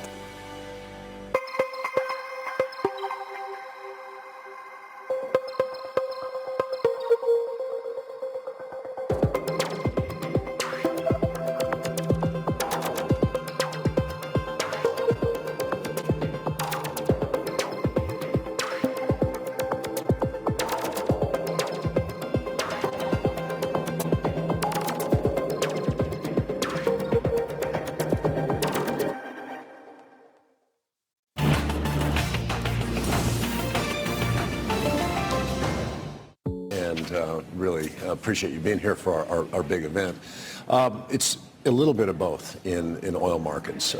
There's been an expectation for reduced demand as a result of some of the reaction here to the tariff and trade issues that we've seen. And that's been matched at the same time by a decision from OPEC Plus to start to bring production back into the market faster than they had originally indicated. And against that backdrop, we've got growth in some non-OPEC countries around the world as well. And so you're seeing, at this point, probably more an expectation than any data that would say the reality that demand is slowing and that supply will be growing at a rate that's different than what the market had previously been priced in. So prices have come off into the 60s, and we'll see where they go, I think, in response to how both of these things evolve in the coming weeks. How does that volatility and the lower prices for oil, how does that impact your CapEx, your plans for capital expenditure spendings? Well, in a commodity business, we have to always be prepared for uncertainty and really in our business for the risk of a down cycle. So you maintain a very strong balance sheet. Our balance sheet, we've got lower debt than we historically have carried. We're AA credit. We actually reduced our capital spending by $1 billion a year coming into 2025. We also announced $2 to $3 in cost reductions that we intend to deliver over the next 2 years. And that at a $70 oil price, along with some growth that we've got in our business, leads to $10 billion of incremental free cash flow growth over 25 and 26. And even at a $60 price, that's at $70, but at $60 we expect $9 billion in free cash flow growth. So capital discipline, cost discipline, and balance sheet strength are fundamental in a cyclical commodity business, and that's how we've got our company set up. But will lower oil prices impact how much you spend on exploration this year? You know, our spending is really geared towards a longer-term view on prices. And short-term, we've got to deal with volatility in markets, but we can't really swing our capital spending based on the price of today. It has to be based on our view of price out into the future. And our fundamental views on longer-term supply, demand, technology, policy are really unchanged. And so our longer-term view of prices are what drive our capital spending. Does that mean you don't think we're headed into a recession in your plans at this point? You know, there's no signs that we see at this point that we're in or close to a recession. There are signs that growth may be slowing. And again, we have to always be prepared for that. But ours is a long cycle business. The capital we put to work in our business isn't there for just a few years. It's typically there for decades. So we really have to take a longer view and not get buffeted too much by short-term market movements. Although even those longer-term plans, things can get upended. I'm thinking of Venezuela, where you were doing production and the Trump administration has now ordered you all to withdraw from that by May. Was that a huge surprise to you? What does it mean longer term? Well, the first priority for us in Venezuela is the safety of our people and protecting the environment. We've seen sanctions in place on Venezuela from the first Trump administration through the Biden administration, and now again as President Trump is back in office. The terms of those sanctions have evolved a little bit over time as the U.S. pursues its policy objectives. So we work closely with the Department of Treasury to understand what they're trying to achieve and make sure they understand the potential unintended impacts of some of the changes. And so we'll work with them to understand the rules and then inform them of how we can continue to keep important supply flowing to the United States, which our refineries in the U.S. actually need. Is that to say that you are in discussions with them still, or at this point to try and extend because I think it was May you were supposed to be out of Venezuela. May was a wind down on crude oil sales. Okay. And then there are other terms that, we've never been through this period I've described over the last several years actually in a position where we've been forced to leave the country, and we believe our presence there is good for the long term for the people of Venezuela. And so we'll work to try to maintain that position. We're the last American company still on the ground in this industry there. Others that have come in are from China, from Russia, from other countries, and we think it's important for America to have some representation in Venezuela for the long term. How are your discussions going, not just on Venezuela, but with the administration in general? We had David Solomon on a little bit ago, and he was saying that there is a free flow of communication with administration officials, at least in his business. Absolutely. That's what we're seeing. And, we deal with people like Secretary Burgum at the Department of Interior, Secretary Wright at the Department of Energy, two very well-qualified individuals for the roles that they're in, and frequent dialogue. They understand the energy sector. They're very engaged with business, and we see that across many of the other cabinet officials as well. So the engagement has been very good. What do you feel about the messaging that gets out to the business community, I guess, with things like tariffs? I'm not sure the tariffs impact you greatly. Obviously, you have projects that are outside the United States, but are those impacted by the tariff discussions? So we're not heavily impacted by tariffs, not certainly as heavily as some other industries are. Energy has been exempted from a number of the tariffs because of its vitality to our economy. And so the effects that we feel are likely to be more of the macroeconomic effects as they flow through the economy. Yeah. We are exposed to certain supply chains where we source goods and materials from other countries, but we're in a position to largely, I think, manage that pretty well. And so the bigger issue would be what does it mean for growth and kind of global trade and how does that evolve? I think Joe has a question for you, too, back from studio. Morning, Joe. Hey, Mike, it's just about the current environment and whether you really do notice any differences. There was a time when the majors were more interested in returning, it seems like, cash to shareholders, whether it was through buybacks or dividends or whatever. I think that all shifted, and now I'm just wondering, are you more comfortable with a 10 or 15-year capital deployment plan, or could it all change again in 3.5 years from now? Well, first of all, I've got to say the policy messaging we've been getting for energy, I think, has been very helpful for the U.S. We've got energy resources that are unparalleled in the world if you look across the entire energy complex. And I think the administration understands that American energy abundance can underpin economic prosperity. It can also help with the electricity that's going to be required for the growth in data centers to support AI. We've got abundant natural gas here, which will be part of that solution. So I think we're seeing an approach that says we want to leverage this for economic prosperity, for energy security and national security, and we can work to reduce emissions and also, improve the environmental performance of the energy sector. So all those are good things. We've been around since just after the Civil War, and so we've seen administrations and policies evolve in our sector over the long cycle, Joe. And our capital allocation is really driven by our view on long-term fundamentals of supply, demand, alternatives, technology, and we deal with some of the shorter-term things that can come with political cycles, but it doesn't drive capital allocation to nearly the degree that I think most people would suspect. Okay. Mike, let me ask you a little bit about some of the production that you all just announced, domestic projects, because that's been a huge push for the administration. There's a question about how much sense it makes at lower energy prices.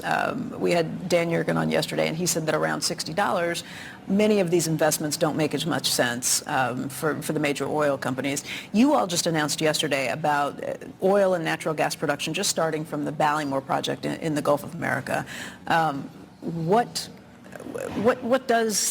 is the break-even price for that? When does it make sense? When does it not? Because deep sea production's not cheap.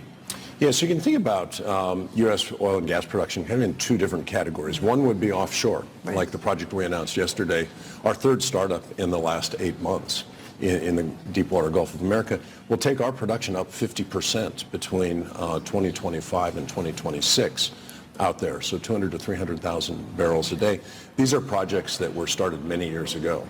The one we started up last August, a discovery from 20 years ago. Ballymore, which we started up yesterday, a discovery from 7 years ago. So they take time to bring these online, and you don't pull back on these projects because of a short-term price cycle. The other area of production in the U.S. are the onshore unconventionals, so think the Permian Basin. Right. And there you do have shorter cycle activity. The wells tend to have peaky and then kind of fast declining production. There's a lot of them.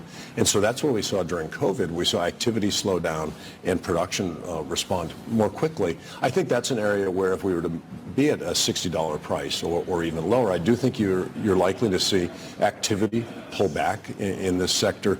And I think you'll see the production response over a few months. It won't happen faster than that. But I think that's really what we should watch, not so much the deep water activity. Let's talk about why we're here today, and that is the Chevron, the LPGA's first major. It's taking place, not to mention this sports business conference that you're holding here for women in sports. Chevron stepped in and took over the Dinosaur back in 2022. It was originally out in Rancho Mirage. It's here now at the Woodlands. Why did you get involved, and what are you all doing?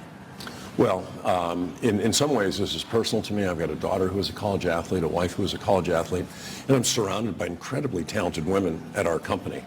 And women's sports are something that I believe are important for young girls growing up. I think for all young people growing up, I think the lessons that are learned there can apply in business. And so for us, it was a natural thing to get involved, to support women athletes.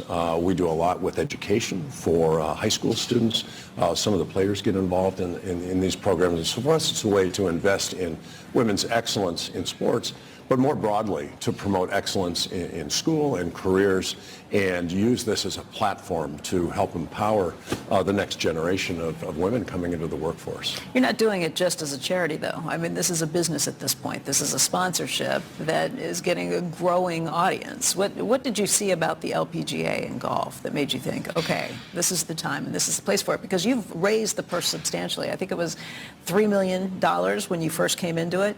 It's now almost $8 million for the purse this go around. You've done things like bring in all the past champions, make them feel really special, making sure that they have great cars to drive them around, a wonderful dinner where it's kind of modeled after what happens in Augusta, making them really get treated in a much better way than they've been treated in the past. Well, it's about building this tradition and building connections between today's players and the players who forged the path many years ago, between today's players and business people that can be involved in sponsorship and commercial activities, and then bringing together business leaders who are interested in investing in women's sports, which is growing in popularity. I think you're seeing a lot of money flow in. We've seen bigger media contracts done recently.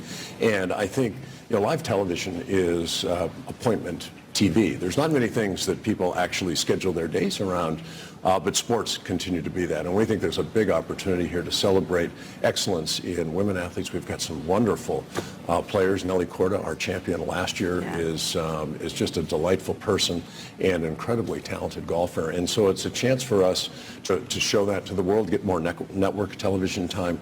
And we think there's a lot of upside here. We bring in partners and customers and get a lot of other good business value out of this as well. And the decision to move it to the Woodlands, that's because you all are based here, or why moving it out of California? Well, it was a tricky decision because there was a lot of history in California, and we wanted to honor that. The Champions Trophy is named the Dinosaur Trophy. Today we're going to introduce an award called the Dyna to recognize a woman who's given back to the game of golf and more broadly to things associated with golf. So we've brought a lot of the traditions over here. But it was also... Can I say who it is? I think you can. Okay, Condi Rice. Condi Rice will be the first recipient of the Dyna today, and a former board member of our company, but more importantly, a great leader for our country, and very engaged with young women in sports and their careers. So for us, it's a chance to celebrate all of that, and just a real privilege to help promote it at a time when it's blossoming across, I think, the minds of so much of the audience out there. Well, Mike, we want to thank you very much for giving us the opportunity to be here, too, and for taking the time to sit down with us. Great. Good to be with you, Becky. Mike Wirth, we appreciate it. All right, guys, we are heading towards the top of the show right now. We're going to take a look and see where things stand with the markets. At this point, it looks like the Dow futures are indicated up by about 375 points. NASDAQ futures up by 215, and you've got the S&P futures up by about 51. Guys, I'm going to make my way back to New York today, so all three of us will be there in the studio tomorrow. But that does it for us today. Make sure you join us right back here tomorrow. Right now, it's time for Squawk on the Street.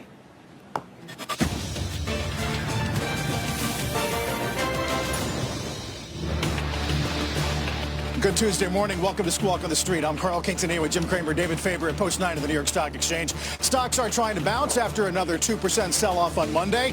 Earnings roll in. A number of giants, 3M and GE, keeping their full-year sales guidance intact. 10-year near 440 this morning. Our roadmap begins with the markets after that Trump versus Powell effect on yesterday's sell-off. Dow is on track for the worst April since the Great Depression. Also ahead, of course, tariffs in focus continued to be. Yesterday, President Trump met with the CEOs of Walmart, Home Depot, and Target. We're going to tell you what those executives had to say about the meeting. Plus, Verizon and GE Aerospace joined today's earnings parade. That's along with 3M, which added what it calls tariff sensitivity to its full-year guidance. Let's get right to the markets after yesterday's sell-off this morning. The Dow dropping around 1,000 points, fourth negative session in a row. Although, again, Jim, this sort of mild attempt to rally a bit into the close. Right. Actually, that was a really interesting turn because no one could figure it out. It was almost as if somebody knew that the president was going to go. I now follow this Truth Social. Like, I go there like every 5 minutes. That there wasn't going to be anything today. There is a belief, I think, among the executives that I speak to, and obviously we all speak to a lot of execs, that the president is so off the reservation with this attack on Jay Powell that they're not able to really speak about it. They are emotional. They feel that it's beneath the White House, the president. They obviously are very concerned about tariffs, and they all try to put tariffs in motion, try to figure out what to do, but I was very haunted by the idea that, David, that they feel that maybe the country is not in the right place because they have a tremendous respect for Jay Powell. Maybe take the devil's advocate, maybe if Powell cut rates, then perhaps the economy could accelerate. Yeah. But I think they're taken aback by the name calling, taken aback by the what I would say is the 4th, 5th grade talk, where you would go home and your mother would say, I am going to tell your father, and you beg her not to tell your father. Yeah. Beg her, because the fist of fury is going to come at you. I thought it was interesting that we obviously are attributing some of yesterday's move to what you're describing in terms of the language and the coming back at Powell again. And yet on Thursday, we really did not see it impacting the market as much as we thought it might, given that's when the barrage began.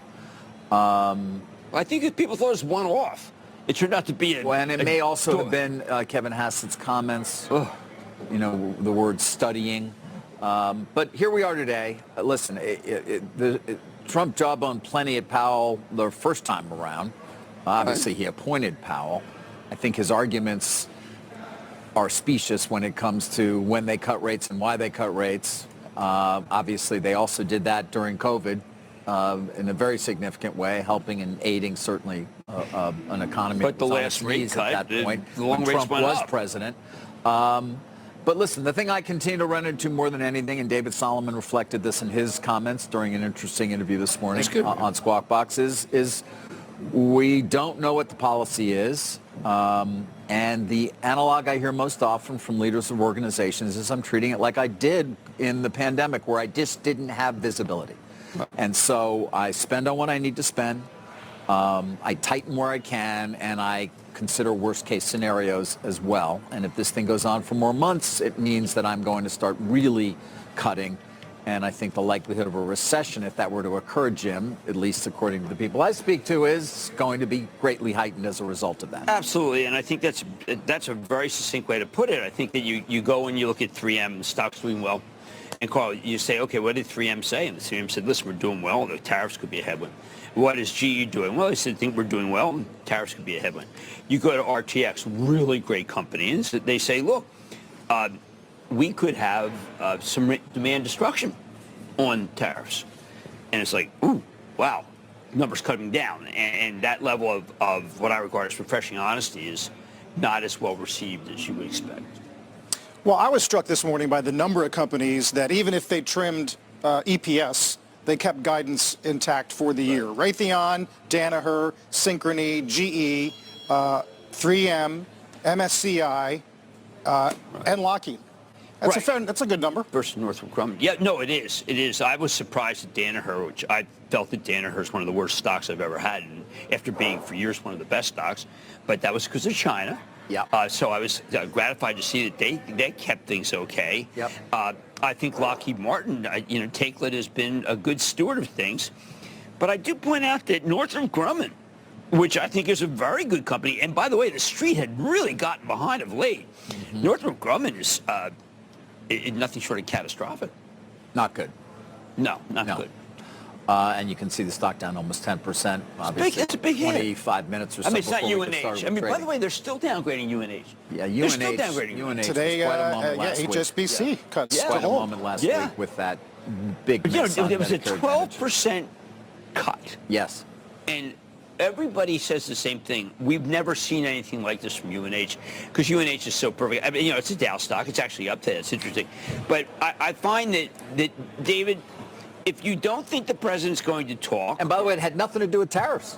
Nothing. Not a thing. Very good point. Or It was the just, economy. just miscalculation on Medical Advantage, on Optum. But if you don't think the president's going to talk, you feel it's green light. Well, how about... kind of like in Squid Games?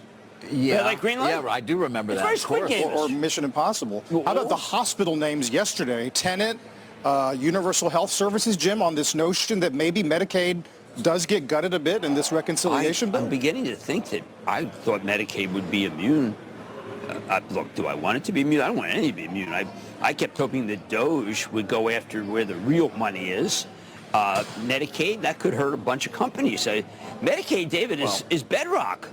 It is bedrock, and you're right. I mean, there is a belief that when it comes to health care overall and what the government pays for, that's where the money is. Right. Obviously, we've talked as well about Social Security and extending the retirement age, which would do a significant amount, far more than what DOJ seems to have come up with. That's a Faber plan, because I've not heard a soul.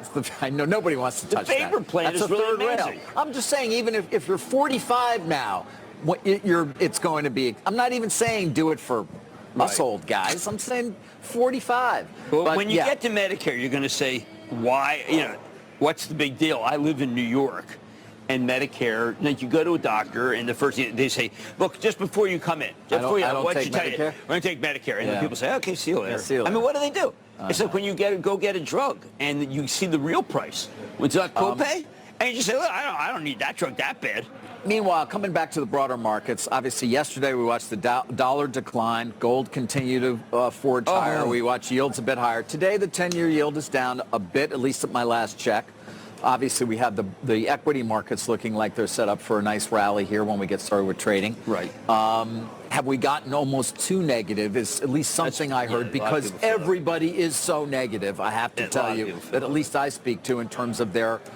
They don't want to do anything. They don't want to touch anything. They just kind of sitting hands back, and you do wonder whether we're poised in some way because of that overwhelming negativity, Jim. Yeah, I wanted a bit to feel of a rally. I don't know. You know what I wanted to feel? I wanted to say, is Buffett buying? Right. What a great piece in the Journal today about his Apple position. They call it, Jim, maybe the most lucrative single stock investment of all time. Got to hand it to him. Perfectly timed. Perfect. Amazing that he sold that. And he's going to talk on May 3rd. We're going to hear more on the May 3rd meeting. It's amazing. You can put up Berkshire stock price, too, because that deserves to be put up. What he's doing. Yeah, what are we doing with the guy goes to cash? How did he do it? And then he sold. I mean, you're sitting there, How about the Magnificent One? You could have followed him. You could have just said, oh, yeah, Warren's selling Apple. Maybe I should, too. Yeah, I mean, you look at that and you say, what am I fooling around for? He doesn't want me to own the S&P. I'll just own him. Look at that. And I'll go to the thing and I'll have some seized candy, which are delicious. Look at that. Oh, wow. Man, talk about going out on top. Well, I don't know if he's going out. He's still chugging. I know, exactly. We did have Moffett on the show yesterday where they took their new target on Apple to 141, and they went to sell in January. Oh, that was unfortunate. You didn't like it then, I don't think. No, I mean, look, I happen to like them very much, and we had sold some Apple at the beginning of the year. We sold some last week at a great price. We told club members to get out. We had to take that horrible price yesterday because we have to be true to what we said, but the people who were down on Apple, I don't know if they understood that Apple would be the company that there are certain people in the White House who feel they want their cake and eat it too. And we're not going to let them have it. Yeah. Guys, I do think it's worth coming back to David Solomon and one of his comments, because regardless of what we see today, the uncertainty is just the word we're going to hear endlessly, constantly. He used it during his time with the guys on Squawk Box this morning. Becky, obviously, doing the interview, talking about the delay in tariffs. Maybe being good, but ultimately not really, given it just makes uncertainty worse. Pretty funny. It was. Take a listen. The delay is good because this was all happening very, very quickly. And, I think these are complicated issues, and we need more time to see what the ultimate result will be. I think one of the things about the delay is the delay didn't decrease the level of uncertainty. In fact, in some ways, the delay increased the level of uncertainty. And so until businesses and individuals all over the world, not just here in the United States, can understand our trade policy, how it's going to be implemented, and that allows people to step back and make decisions about their capital spending, their investment, their planning. We can understand relationships in global markets with respect to the dollar. Until we settle down and get to a place that you can understand that, we're going to see a higher level of volatility and continued pressure on U.S. asset prices. Yeah. Pretty well said, I think. No, very At least well in said. terms of encompassing a lot of the similar conversations, right, that we've been having. And you can go with the earnings. It's pretty much those who agree with his view and don't take a judgment right now. Their stocks are up. Those who say, you know what, I just have to bring this in because I think that there's going to be demand erosion. Their stocks are getting killed. And I think that we just got a paradigm. We know what to say. Just follow David Solomon. By the way, David Solomon's quarter call was extraordinary because what it said is, look, we make a huge amount of money in volatility, and we'll also make a huge amount of money when things turn to normal.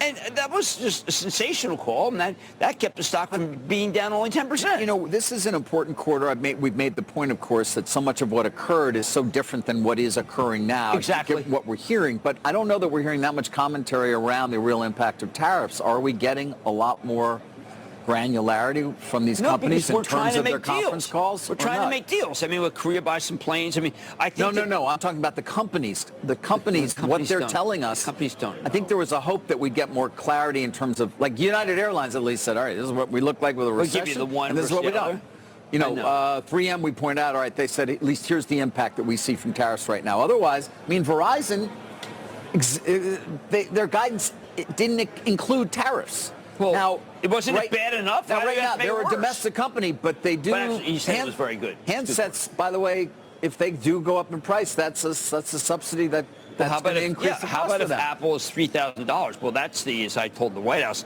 that's the National Samsung Initiative.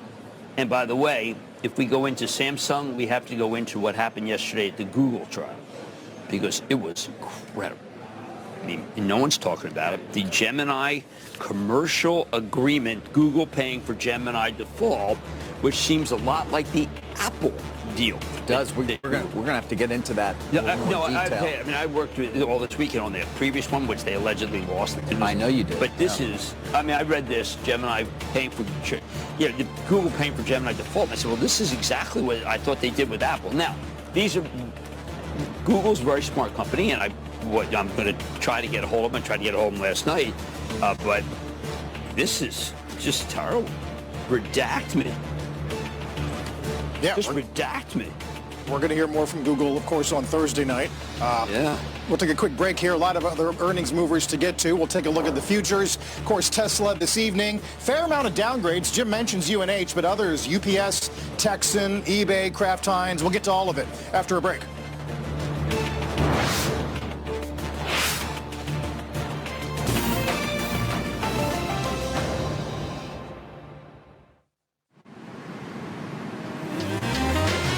$1,500 movie. I don't want this flight to end. Watch the markets open. Brought to you by Emirates.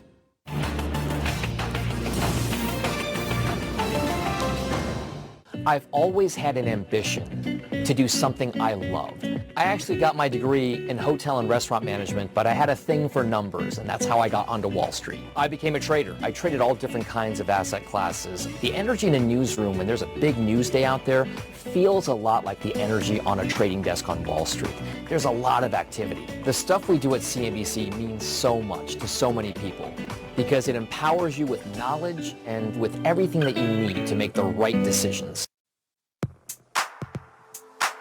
Wow, that's exciting. People are not afraid to relax. Oh my God. So this is my family's go-to spot, and it's always so good. My name is Shaq Kubanoff. I've been living in Ho Chi Minh City for close to a decade now. This really is like the steak and eggs in Vietnam. I love Vietnamese cuisine because it like crosses lines all the time. Like, is this a salad? Is this a noodle bowl? It's somewhere in between, and I think that's really exciting when you see dishes like that. I was reluctant to show you this spot because I love it so much, and I don't want it to get any busier. And it's so cool in Ho Chi Minh City because there's so many different styles of coffee shops, and no matter what you're into, there's something for you. If you want something that's a little more chilled, there's absolutely that. Or you want something that has a lot of koi fish, they have that as well. We can't be in Saigon without talking about Cam Tam or broken rice, which is like the dish of this city. After 10 years of living here, my palate has completely changed as a cook and as an eater. I love this kind of eating. This is what made me fall in love with Vietnam. Welcome to my neighborhood. Let me show you a few spots I love to go to in my downtime.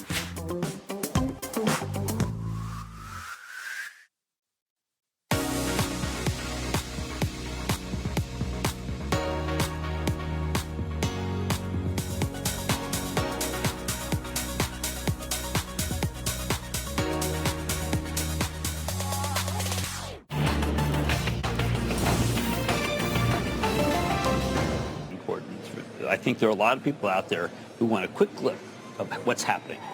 And they don't even want to, unfortunately for us, they don't even want to spend 10 minutes. But I think that, look, you come to us, look, I think I like to consider it to be an on-ramp to what we do. Exactly right. Speaking of which, let's get back to some of the big earnings movers of the day. We mentioned 3M. Shares are up pre-market. Jim, they did quantify a tariff headwind on EPS. Right. The earnings this year, they did point out they thought it would be prudent to hold the estimated impact of tariffs outside of our full-year guidance while digesting the evolving policies. And what I really want to point out is Bill Brown has come into this company, and he has energized it. And I would get out of this man's way. I think he is on fire. And I really think this is great American company, and maybe you could say that Mike Roman gave him a good hand. But I think that Bill Brown's taking this to another level. I think that this one can go up for a long time. Interesting. We should point out, even if they hit the top end of their tariff impact at 40 cents, you're talking about a range of $7.60 to $7.90. So as a percentage-wise, it's still not that large. No. And I would have thought that they're one of the companies that... Yes. Might have been impacted more significantly. Look, it's the ones that are... I was talking to someone today who said, look, we do business in China. How do you think we'll do with the tariff? 200% tariffs. I said, no, that's an embargo. You're not going to do business. What business are you doing? Yeah. That's not meant to be used. That's kind of like the first solar, 3,500% solar on Chinese. But obviously there are exemptions, at least for some period of time, on Apple phones, for example, and laptops and things of that nature. How long those are going to be in place, I think, remains unclear. Even the policy itself is just, even trying to explain it when you talk to people. It's amorphous. Is this the reciprocal tariff or is this the other kind of tariff? And what about the 232 and how long is the exemption? And no, but the one thing is clear. Aerospace, we have a surplus in. That is one of the industries that we own in this world. And so therefore you take a look at GE. GE did really well, and there's not going to be a lot of tariff problems. There really won't for a big company. And I think that Larry Culp has figured this out. This is one you want to own. I think that their business is extraordinary. The supply chain problems are almost all solved. Larry is ready for this moment. And I do think that the way to solve your budget, if you have a budget surplus with us, you call Larry and you say, listen, I want you to take care of all our planes. I want to order a lot of engines. And then you just store them. I mean, you got to get on the president's good side. You have to just say, you know what, Mr. President, I have I have seen the sword of Damocles, and I don't want it buried in my head. I've seen the light. I've seen the light, yeah. It helps to have a huge backlog, and not every company does. Yep, and I do think that this is a uniquely American industry that never went away. China cannot take us from that, and this is how you cure the deficit if you're one of these countries. Their guidance includes tariff actions as of now, but not escalation and not a recession. Right, and there you go. This is what you can, if you came in today and you were long GE, you're saying, What's the big deal? What's the big deal? Of course, we'll have a broader conversation about small business in a little bit and what this means for the companies that employ most Americans. Right. We'll get Cramer's Mad Dash countdown to the opening bell. Take one more look here at the pre-market. Close to session highs as we'll see if this rally can build and hold today. Stay with us.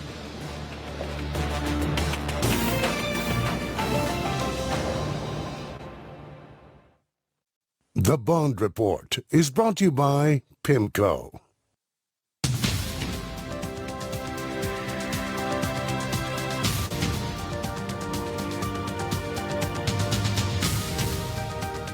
The Bond Report is brought to you by PIMCO.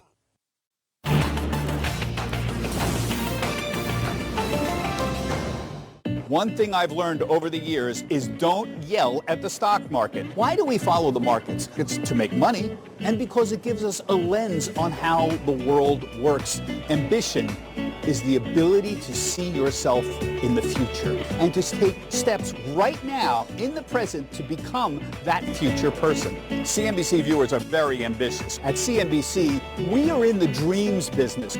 You're watching to learn something.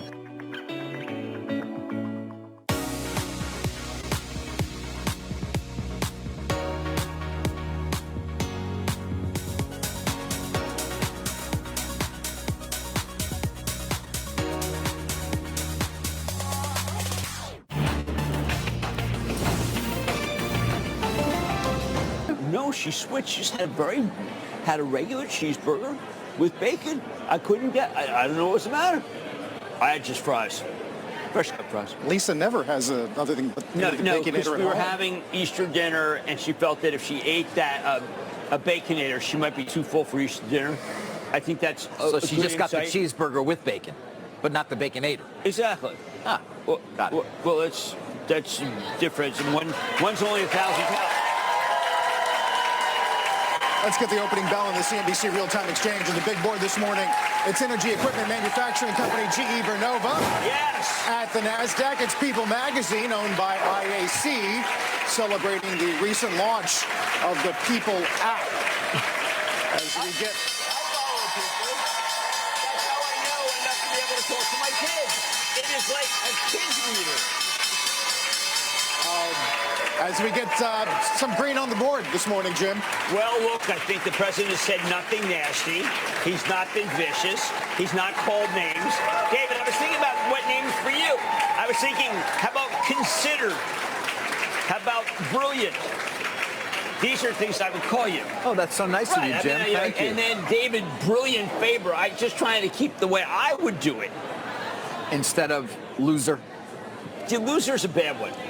You know, I was told once, I remember my father said this, when you call someone a loser, you're prepared to be punched in the face. I mean, David's right. I was looking back. It was 6 years ago where Trump tweeted, who's the bigger enemy to the U.S., Powell or President Xi? So this is nothing, nothing new. Nothing new. It just has a bit of a different tone when you say, I might fire you. And there's nothing that says that you can do that with foul play. But you know what? If you're in charge, if you got your own Justice Department. Hey, how about President Garber at Harvard? Whoa, suing the president. Yeah, Harvard and the U.S. government are going at it, and the U.S. government is class. Now Guys got pulling even more funding, and most importantly, threatening to pull their tax-exempt status, which of course is. Would Garber's be got to go ahead and make my day at debilitating. I never knew he was a even figure. Even for a company with a university with the resources that Harvard has, you pull their tax-exempt status, there's real trouble. All right, speaking of losers, guys, we don't have too many. Other than Verizon and AT&T, everything I'm looking at here is pretty positive on my screen. Verizon, of course, we did mention earlier, stock down a little less than 2% right now. We talked a bit about the quarter. RTX. On many metrics, it met or exceeded expectations, including, importantly, of course, as you might imagine, things such as, EBITDA coming in higher than expected. But it was the consumer or the retail postpaid subscriptions that declined more than had been anticipated. I think the number was 356,000. That was not what many who follow the company had been looking for. You guys made a nice recovery. Say again? It's only down 330. It's not down much. And as we pointed out earlier, they did give guidance, but it was it did not include tariff impact. And right.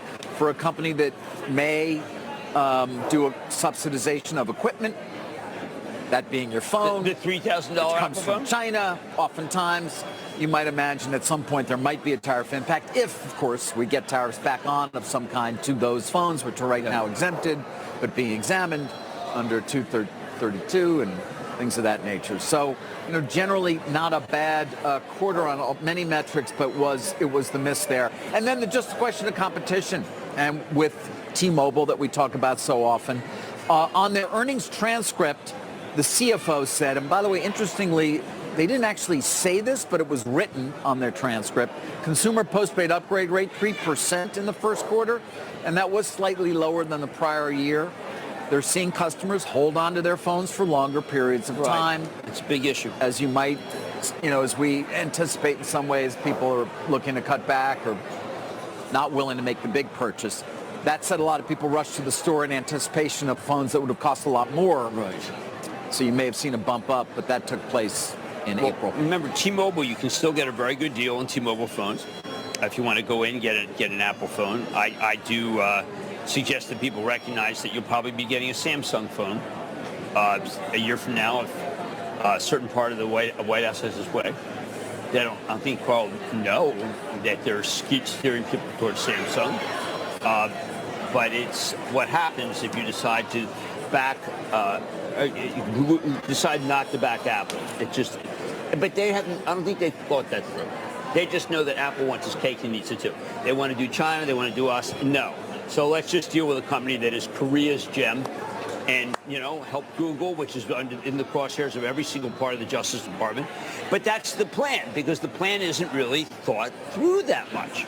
We do have this Morgan Stanley Apple survey today, yeah, how do you like which that? was surprisingly strong. 51% of current U.S. iPhone owners are extremely likely to upgrade in the next 12 months. That's an all-time survey high. I think even the researchers were surprised I saw at this. AI not that big an issue, and I think that I don't think America has turned on Apple or believes Apple is a bad actor. I simply believe they think that Apple did what every president would like them to do since, say Jobs, whereas our current president probably wants to see what Hoover would have done. Well, we do have the vice president in India today, and we'll be watching the tape for any headlines we're looking for regarding a big deal with Boeing. And just I'm just saying regarding Apple and their migration to India over time. I know India needs coal. We got coal. We are the Saudi Arabia coal. Yes, we are. Yes, we are. Look for that. And not anthracite, because that's a little too dirty. It's bituminous. It can be, although it's mainly anthracite's used for steel making Powder too, basin. Right? He's got it. David understands. You want to talk about RTX a bit more, because the stock is getting hit pretty badly. RTX was honest. RTX said, look, there could be demand destruction. You're not allowed to say demand destruction. That's like Roger Marx. Like, boom. How can you say that? Don't forget, RTX is really on the firing line because the government has... Firing line. Ha-ha. Ha-ha. Yeah. The government's kind of pulled all the support for Ukraine. Now, it is true that I think that Europe will go and buy the stuff from RTX, but I don't think it's that a lot of people understand that the United States has stopped buying missiles for Ukraine. And that's in part because I think there's a level of neutrality between the two countries, and because Ukraine started that war. Now, that's a narrative that I find to be kind of like Larry David's narrative that he did for Bill Maher, or you could just say that's not true instead of... David, if you go there, God bless you. Just look out. Listen to him. I'm unafraid. Ukraine. I know you guys are going to come get me. I remember when Ukraine went after Stalin and he starved 3 million? Yeah. When I get disappeared, you're going to find me. Every time we say that, viewers say it's not funny. Well, it isn't it's not funny, but what are you supposed to do? Yeah, what are you supposed to say? Well, we're stuck. We're stuck with that narrative. It's not as bad as when the Germans attacked Pearl Harbor. RTX did put a $800 million direct impact from tariffs. I know. Well, they quantified it. I mean, it's so much better to just kind of leave it amorphous. L3 Harris, I think, is a buy there because L3 Harris is there's a lot of that is science. and tech. And I like L3Harris a lot. I think down here it's a really good stock. But I think that there's a lot of people who feel, well, wait a second, we don't even know what the defense budget's going to look like. And we don't know what Doge. Hey, like, for instance, there were 3 notes today about ServiceNow, which is about to report. And that Doge may have gotten involved, and they're some of the foreign contracts, the federal contracts could be at risk, or at least cut back. So there's a lot of negative chatter for a loved stock. For ServiceNow, Bill McDermott, that's a loved stock, and they report tomorrow. Are they going to see an impact from government cutbacks? I think that they could. I think that at this point they can say anything and the stock could rally. You think so? Because it's been hit so badly. Yeah, look at that. Yeah, I think so. Now look, we're showing you the 1 year; it's up almost 5%, but obviously over the year to date, it's. How about the banks coming back? I mean, the banks are irrepressible.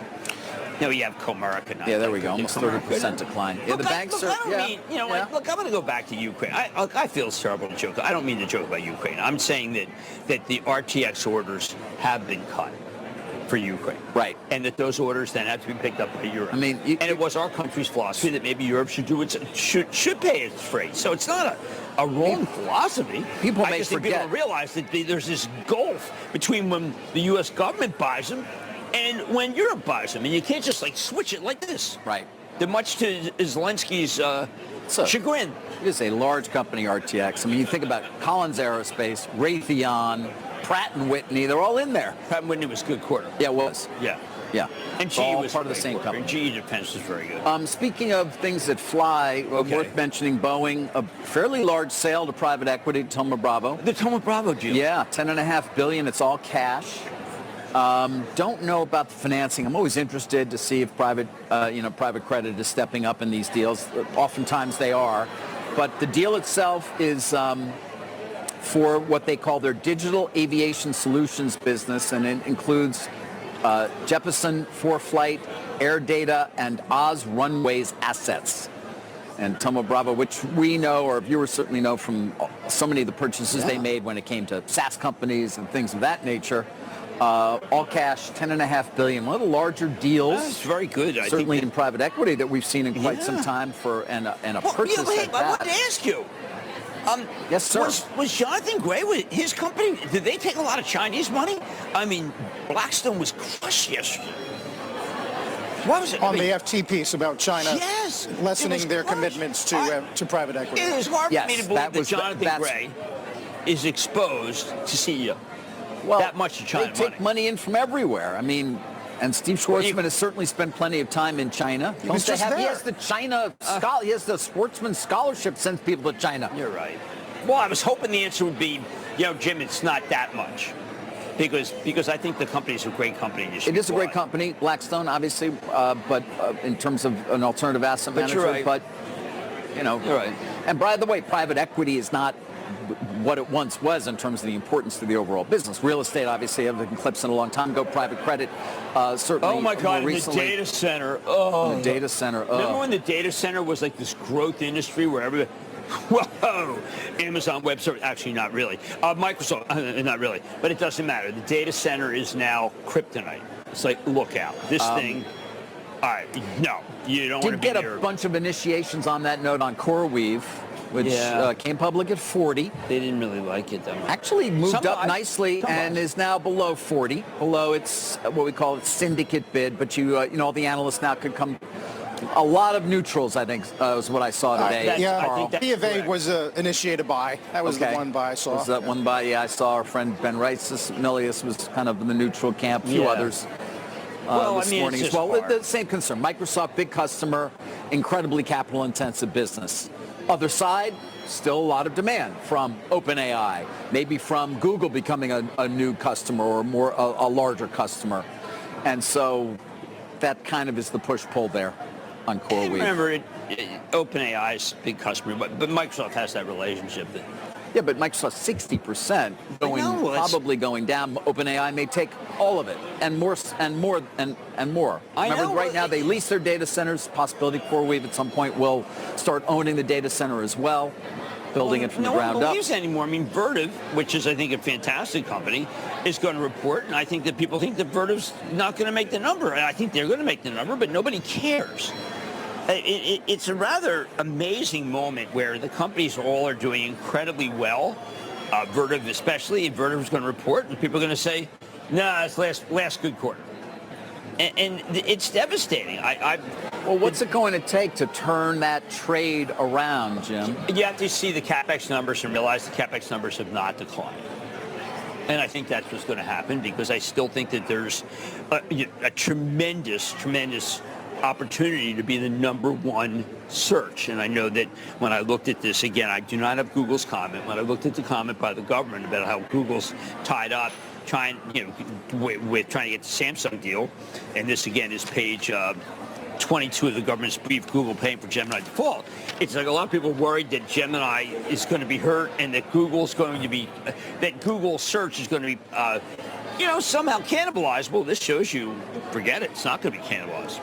Well, they're paying Samsung a bonus for each turned on Gemini service, so to speak, right? At least that is according to the government in their, what they presented yesterday. Well, you've got another branch of the government very pro-Gemini, very pro-Samsung. Right, you've made that point. By being anti-China, you're anti-Apple. Samsung. You're anti-Apple, then you're pro-Samsung. Well, I mean, and why is that wrong? Why is that wrong? If you're anti-RTX, you're pro-GE. I mean, different two engines.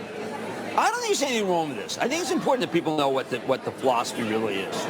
I think it's incumbent upon us to be able to say, look, if you look at any philosophy that's against Apple, it's going to drive people to Samsung, because what's going to happen is Verizon is going to offer you a deal on Samsung, because there's much better gross margin for them. Sure. And Samsung's a good phone. Right now you get that little green thing for the person Samsung, and remember. Yeah, there's a Verizon executive on the tape right now. Quote, "We will not cover any enormous increase on tariffs on handset." That's ultimately going to hit the consumer in the market. We're all going to use it. I was partial to Apple, and I thought it was really good. I picture my wife, and it changes all the time, but that's okay. I don't need that thing. What the hell was that all about? I had some loyalty there for a couple of minutes, but now I'm Mr. Samsung. Hey, by the way, Mr. Author. There, how about that? Show the camera. Really assassinated. Show 5. There you go. Look at this. This is a new book that's coming out. You haven't written one in 12 years. How'd you know? Oh, I know everything. Yeah. This thing has been. This is another marriage wrecker. weren't busy enough, so you had to write a book on the side. Not enough going on. I felt that my life had lacked the spice. It's called a dummy. New York Times best-selling author and Mad Money host, David. Oh, that's that's nice. Mad Money host. I told them to make it squawk on the street. It's all right. You're invisible here. I told them. Oh, yeah. I told them. It's only been, 13 years together?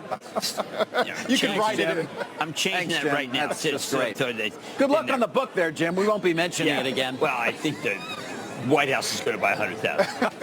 How long have you been working on it? This is from your buddy Navarro. September of 2023. Wow.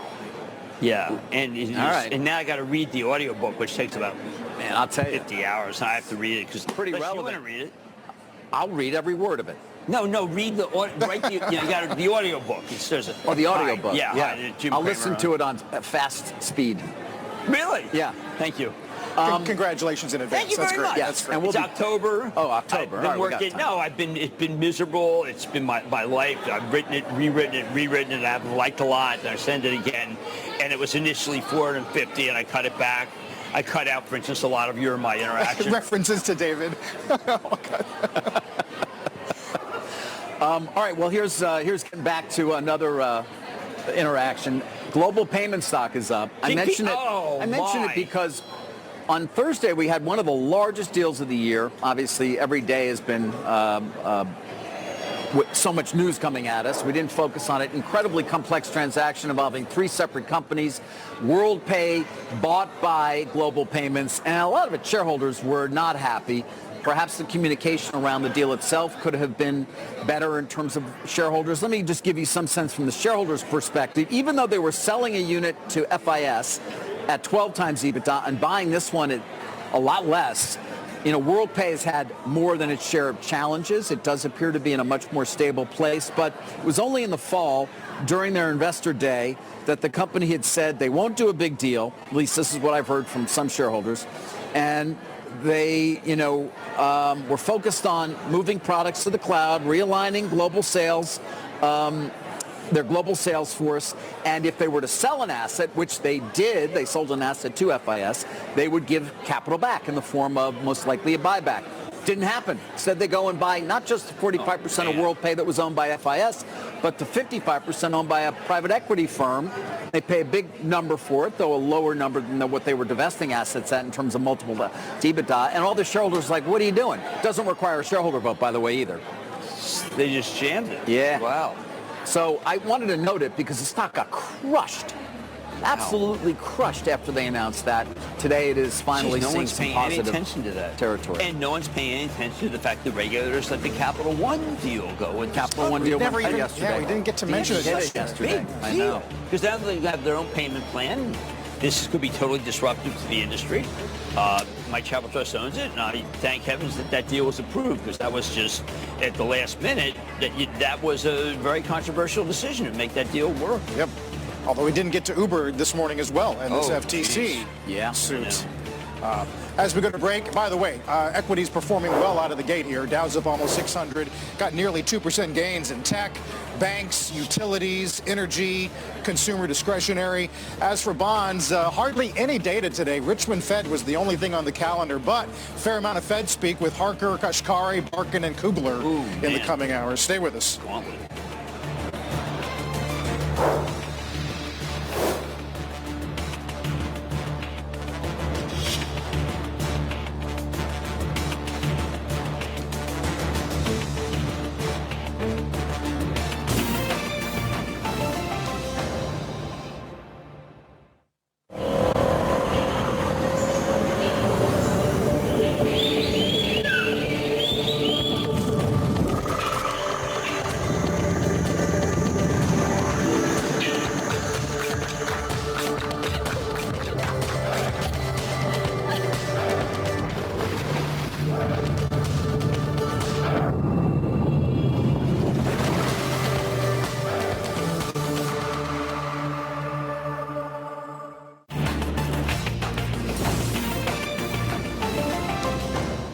My earliest ambition was to be a teacher, but I felt I couldn't afford it. My mother thought it was the highest calling, and I gave her a promise that one day I would be a teacher if I did well enough in life. It was my ambition, and I was able to achieve it. So now I can teach you so that you can be as ambitious as you want about whatever you want to do. CNBC is my home. If you love your work, well, maybe it's life itself. The top fintech companies list is back. CNBC and Statista are looking for the world's standout firms, following in the footsteps of some of the biggest industry players. To find out more and submit your application, head over to cnbc.com. Want to make some extra money, but not sure where to start? CNBC Make It will teach you the skills to earn passive income online. Take our new online course that will help jumpstart your business idea. Get expert advice and hear real-life success stories. Soon, you'll have the tools that you need to start your own passive income business. Learn how to start generating additional income right now. Register at cnbcmakeit.com/passive income today.